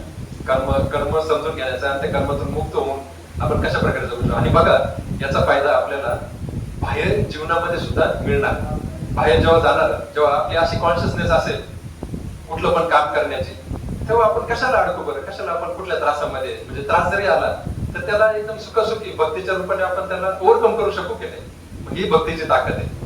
तर ही ताकद खूप मौल्यवान आहे आणि ती सगळ्यांनी आपल्या म्हणजे काय म्हणतात त्याचा संचय केला पाहिजे. म्हणजे पाप कर्माचा जो संचय तो कशाने कमी होईल, जेव्हा आपण भक्तीचा संचय करू तेव्हा तो आपोआप बाहेर लोटला जाईल आपल्या राशीतून, आणि तेव्हा मग आपल्याला खऱ्या सुखाची प्राप्ती होईल. अशा प्रकारे आता मी इथे थांबतो. खूपच बोलतोय, खूपच तुम्हाला वैताग दिलाय आज. त्याच्यामुळे माझी खरंच पात्रता नाही. आता मी विचार करतो प्रभूजी कधी येतील आणि कधी प्रभूजी आता तुम्हाला मार्गदर्शन, कारण हे माझ्यासाठी खूप मोठं आता त्यांच्या आशीर्वादाने मी करतोय. पण लवकरात लवकर येतील आणि मी आपल्या मुलांबरोबर लवकर जॉईन होईल अशी मी अपेक्षा करतो. येतील प्रभूजी आता पुढच्या आठवड्यात, नाही तर पुढच्या आठवड्यात येतील आणि अशा प्रकारे मग नेहमी सारखं सुरू होईल. इथं मी थांबतो. कोणाच काही प्रश्न वगैरे? हा प्रभू. कर्मयोग, अकर्मयोग, ज्ञानयोग, आपण शुद्ध भावनेने भक्ती करतो, मनात कोणताही संकोच न बाळगतो. बरोबर. पण मग पूर्वी सत्ययुगात त्रेतायुगामध्ये ऋषी मुनी ते वर्षानुवर्ष तपश्चर्या करत होते, पण मग ते भगवंताकडून वर मागून घेत होते त्यावेळेस. मला ते कन्फ्युज झालं, ते पण माझ्या होते ना. बघूया ना, त्याचं कारण असं आहे कारण ते शुद्ध भक्त नाही. आपण जी गोष्ट केली ना आता ती शुद्ध स्तरावर केली, म्हणजे ही जी हरिभक्ती आहे ना ती शुद्ध स्तरावर होत असते. मग जर सपोज एखादा वर मागतोय, तपश्चर्या करून जर वर मागतोय, मग ते कशामध्ये येतं सांगा? सकाम मध्ये येतं की नाही? सकाम. निष्काम मध्ये पण येत नाही, म्हणजे ते कर्मयोगाच्या याच्यामध्ये पण येत नाही, सकाम मध्ये येतं. जसं रावणाने केलं, कंसाने केलं, जसं हिरण्यकश्यपूने केलं. त्यांनी वर कशासाठी मागून घेतले की मला काहीतरी शक्ती पाहिजे, आणि त्या शक्तीच्या आधारे मी काय करत त्रिलोक जिंकून गेले, आहे की नाही? मग ते सकाम मध्ये येतं, ते भक्तीमध्ये येतच नाही, भक्तीच्या स्तरावर येत नाही. त्याच्यामुळे जरी ते लोक त्या काळामध्ये पॉवरफुल होते तपश्चर्या करण्यासाठी, ध्यान करण्यासाठी, आणि त्यांना ती शक्ती भेटत होती, पण त्यांच्या मागे त्याचा भाव होता, त्यांचं चित्त जे होतं ना ते शुद्ध नव्हतं. त्याच्यामुळे त्यांना परत जन्म घ्यावा लागला. त्यांचं चित्त जोपर्यंत शुद्ध होत नाही, जेव्हा ते निष्काम भावनेपर्यंत येत नाही, तोपर्यंत त्यांना ते जन्म, जरी त्या काळामध्ये आता यांना शक्ती भेटून काय झालं बघा बरं. हिरण्यकश्यपूने तपश्चर्या केली, रावणाने तपश्चर्या, शेवटी नाशच झाला ना. भगवंताला येऊन त्यांना ते त्यांचा अंतच करावा लागला. म्हणजे काय भेटलं त्यांना असे. पण भक्त काय करतो ना, तो भगवंताची भक्ती म्हणजे निष्काम. आता तुम्हाला 4 लेवल सांगतो, भक्तीचे 4 लेवल सांगतो. पहिली जी असते, आपण जे लोक असतात ना, म्हणजे जे खालच्या स्तरचे भक्त असतात, ते भीतीपोटी भक्ती करतात. म्हणजे मी भगवंताला जर नारळ फोडला नाही तर मला माझ्या जीवनामध्ये काहीतरी वाईट होईल. मी जर ही पूजा केली नाही, ती पूजा केली नाही, तर माझ्या जीवनामध्ये काहीतरी संकट येईल. मग ते संकट नाही येऊ म्हणून मी जी भक्ती करतोय, जे नारळ फोडतोय, जे दिवे लावतोय, जे बुवा बाबा करतोय, तर ते खालच्या स्तराची भक्ती आहे, भीतीपोटी केलेली भक्ती. दुसऱ्या लेवल, त्याच्यावरचा जो लेवल आहे तो लेवल आहे मला भगवंताकडून, मी आता भीतीपोटी नाही करत आहे, पण मला भगवंताकडून काहीतरी अपेक्षा आहे. आणि आजकाल तुम्ही बघा तर मॅक्सिमम भक्ती ह्या लेवलवर आहे की मला भगवंताकडून काहीतरी अपेक्षा आहे, म्हणून मी भगवंताची पूजा करणार. म्हणजे मला एक्झाम मध्ये पास कर भगवंता, तुला उदबत्ती नारळ बिरळ फोडत, मला चांगली नोकरी लागू दे, तुमची ही पूजा घाल, मला चांगली बायको मिळू दे, मला चांगला नवरा मिळू दे, मला चांगला जॉब मिळू दे, मला चांगली गाडी मिळू दे, पैसा मिळू दे, याच्यासाठी माझी सत्ता टिकून राहू दे. याच्यासाठी जे भगवंताची आपण लोक पूजा करतो ती या सेकंड लेवल मध्ये ती म्हणतात, त्याला म्हणतात सकाम. मला काहीतरी इच्छा आहे भगवंता, तुम्ही जे बोलतात ना ते ह्या लेवल मध्ये पडतं. आता याच्यावरची जी स्टेज आहे ती म्हणजे माझी ड्युटी आहे. भगवंताने मला देऊ नाही तर नाही देऊ, पण माझी ड्युटी आहे. शास्त्रामध्ये सांगितलंय ना की भगवंताची पूजा करायला पाहिजे, आराधना करायला पाहिजे. मग ऍज अ ड्युटी म्हणून मी ती करणार, म्हणजे ड्युटीमुळे माझी रिस्पॉन्सिबिलिटी म्हणून मी ती करणार. ही झाली तिसरी लेवल. आणि चौथी आणि सर्वात हायएस्ट लेवल जी आहे ना, मी भगवंताची भक्ती करणार. मला भगवंताने काही देऊ नाही तर नाही देऊ, मला भगवंताप्रती प्रेम आहे आणि मी भगवंताची भक्तीच करणार. भगवंताने माझ्याकडे बघू नाही तर नाही बघू. आश्लिष्य वा पादरताम विनष्टुमाम आदर्श नान मनमहताम करोतुमा यथा तथा वा विदधातु लंपटो मत प्राणनाथस्तुस एव नापर. म्हणजे चैतन्य महाप्रभूने हा भक्तीचा सगळ्यात टॉपमोस्ट जो गोल आहे तो आपल्याला दिलेला आहे. तो म्हणजे तुम्ही भगवंताची भक्ती करा. आणि भक्ती कोण करता माहिती? या प्रकारची भक्तीमध्ये कोण मोडतं माहितीये का? जे गोपिका आहेत ना, वृंदावनातल्या गोपिका, त्यांचं आपण ऐकतो ना, ते त्या लेवल मध्ये मोडतात. म्हणजे त्या भगवंताकडून काहीच अपेक्षा करत नाही. म्हणजे एकदा अशी स्टोरी आहे, आता आपला खूप वेळ रोज प्रसाद आलाय हा मग आपण सुरू करायचं प्रसाद. बरं, आता ही स्टोरी खूप सुंदर होती, थोडक्यात सांगू का मी? खूप सुंदर स्टोरी. तर स्टोरी अशी आहे की भगवंताला दाखवून द्यायचं माझे टॉप मोस्ट भक्त कोण आहे. तर भगवंतांनी काय केलं, श्रीकृष्ण जेव्हा होते तर त्यांनी एकदा डोकं नाटक केलं, माझं डोकं दुखतंय. आता डोकं दुखतं म्हटल्यावर सगळे म्हणजे हे झाले असे, भगवंताचं डोकं दुखतंय, आता काय उपाय करायचा मग त्यांचं डोकं काय केलं थांबा. लहान होते भगवंत, बाळ असताना म्हणजे 5-6 वर्षाचं बालक, तेव्हा त्यांनी नाटक केलं माझं डोकं दुखतंय. मग सगळ्यांनी सगळे उपचार करून बघितले, वैद्य आणले, सगळं आणलं, काय डोकं दुखायचं थांबानच. सुद्धा महिला काळजी वाटायला लागली. मग तेवढ्यात आहे ना तिथं भगवंतांनी सांगितलं आणि की माझं डोकं फक्त एकच उपाय माझ्या डोक्यादुखीवर, माझे जे भक्त आहेत भक्तांच्या चरणाची धूळ माझ्या डोक्याला लावली तर माझं डोकं दुखायचं थांबेल. आता तिथं नारद मुनी आले, नारद मुनींनी ऐकलंय. मग नारद मुनी म्हटलं ठीक आहे यशोदा मायाचं घेऊ. भगवंत म्हणते तर ते हे झाले, भगवंत म्हणते नाही माझ्या आईचं सोडून बाकीचं कोणाचं पण आलं. मग नारद मुनी काय केले, नारद मुनी नंतर आश्रम सांगितलं जातं, भरपूर भक्तांकडे गेले ते, म्हणजे भरपूर लोकांकडे गेले, देवतांकडे गेले, इंद्रांकडे गेले, सगळीकडे गेले आणि सगळ्यांना सांगितलं की तुम्ही तुमचे पायाचे धूळ द्या, भगवंताचं डोकं दुखतंय तर त्यांचं डोकं दुखायचं थांबवायचंय. मग ते सगळे काय म्हणायला लागले माहितीये का, अरे किती मोठं पाप आहे, हे आम्ही नाही करू शकत. कारण आपल्या पायाची धूळ भगवंताला लावणं म्हणजे अनंत काळासाठी तुम्ही नरकाचा वास घेणं, म्हणजे नरकामध्ये वास करणं, अशा प्रकारची आम्हाला शिक्षा भोगावं लागेल. नाही बाबा आम्ही नाही देऊ शकत. भगवान आमचे पाय म्हणजे बघा आपले पाय आपण भगवंताला कधी लावतो का? नाही लावत नाही. मग हे त्याचाच प्रकार आहे ना, धूळ देणं म्हणजे काय, आपला पाय भगवंताला लावणं, भगवंताला लात मारणं. याचे जास्त उदाहरण नाही आपल्या शास्त्रामध्ये, प्रभुमनी वगैरे ते आहेत, पण मग ते एक काय म्हणतात ते एक्सेप्शन. तर मग तिथं अशा प्रकारे सगळ्यांनी नाकारलं. मग नारद मुनी म्हणजे विचार करायला लागले की आता काय करायचं, कोणाकडे जायचं. मग भगवंताकडे झाले, भगवंताला म्हटले की कुणीच द्यायला तयार नाही, पायचे डोक्याला लावायला कुणीच तयार नाही.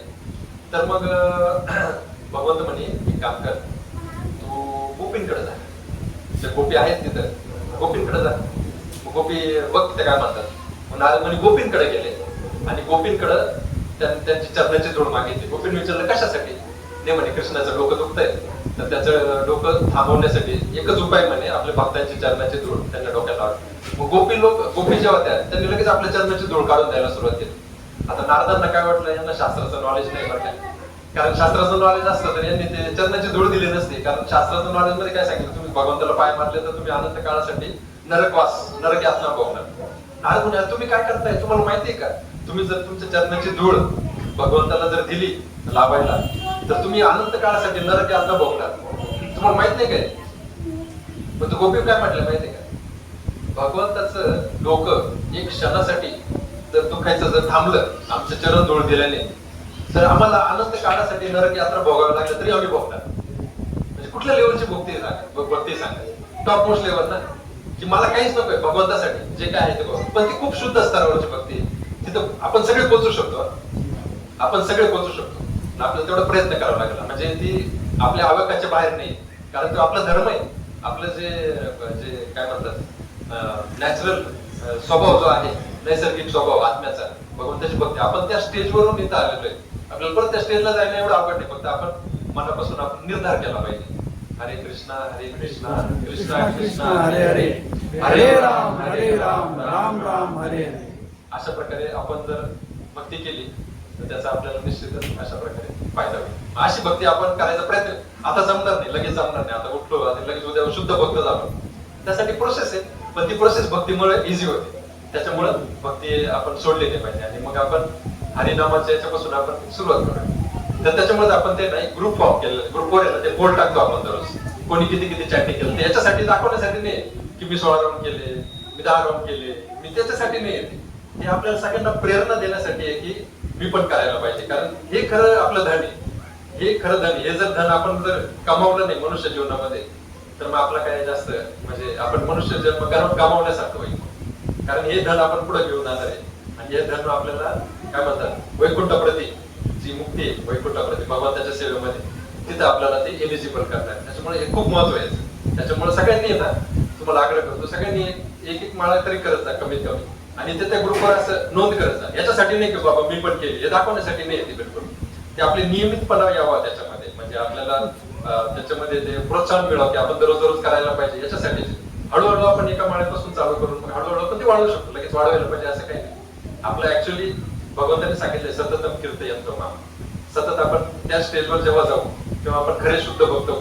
पण आपली तेवढी अजून शुद्धता नाही ना, पण ते शुद्धता आणण्यासाठी ती माळा करणं गरजेचं आहे. जेव्हा आपण शुद्धता आणणार तेव्हा आपण त्या स्टेजला पोहोचणार नक्कीच. प्रभूजी तुमच्या उत्तराचं समाधान झालं का? हरे कृष्ण. चालेल, आपण थांबूया. इथे खूपच उशीर झाला. हा, प्रभू माता आरती घ्यायची. सीताराम प्रभू आहेत का माता? हा प्रभूजी तुम्ही घेणार नरसिंहदेवांची आरती.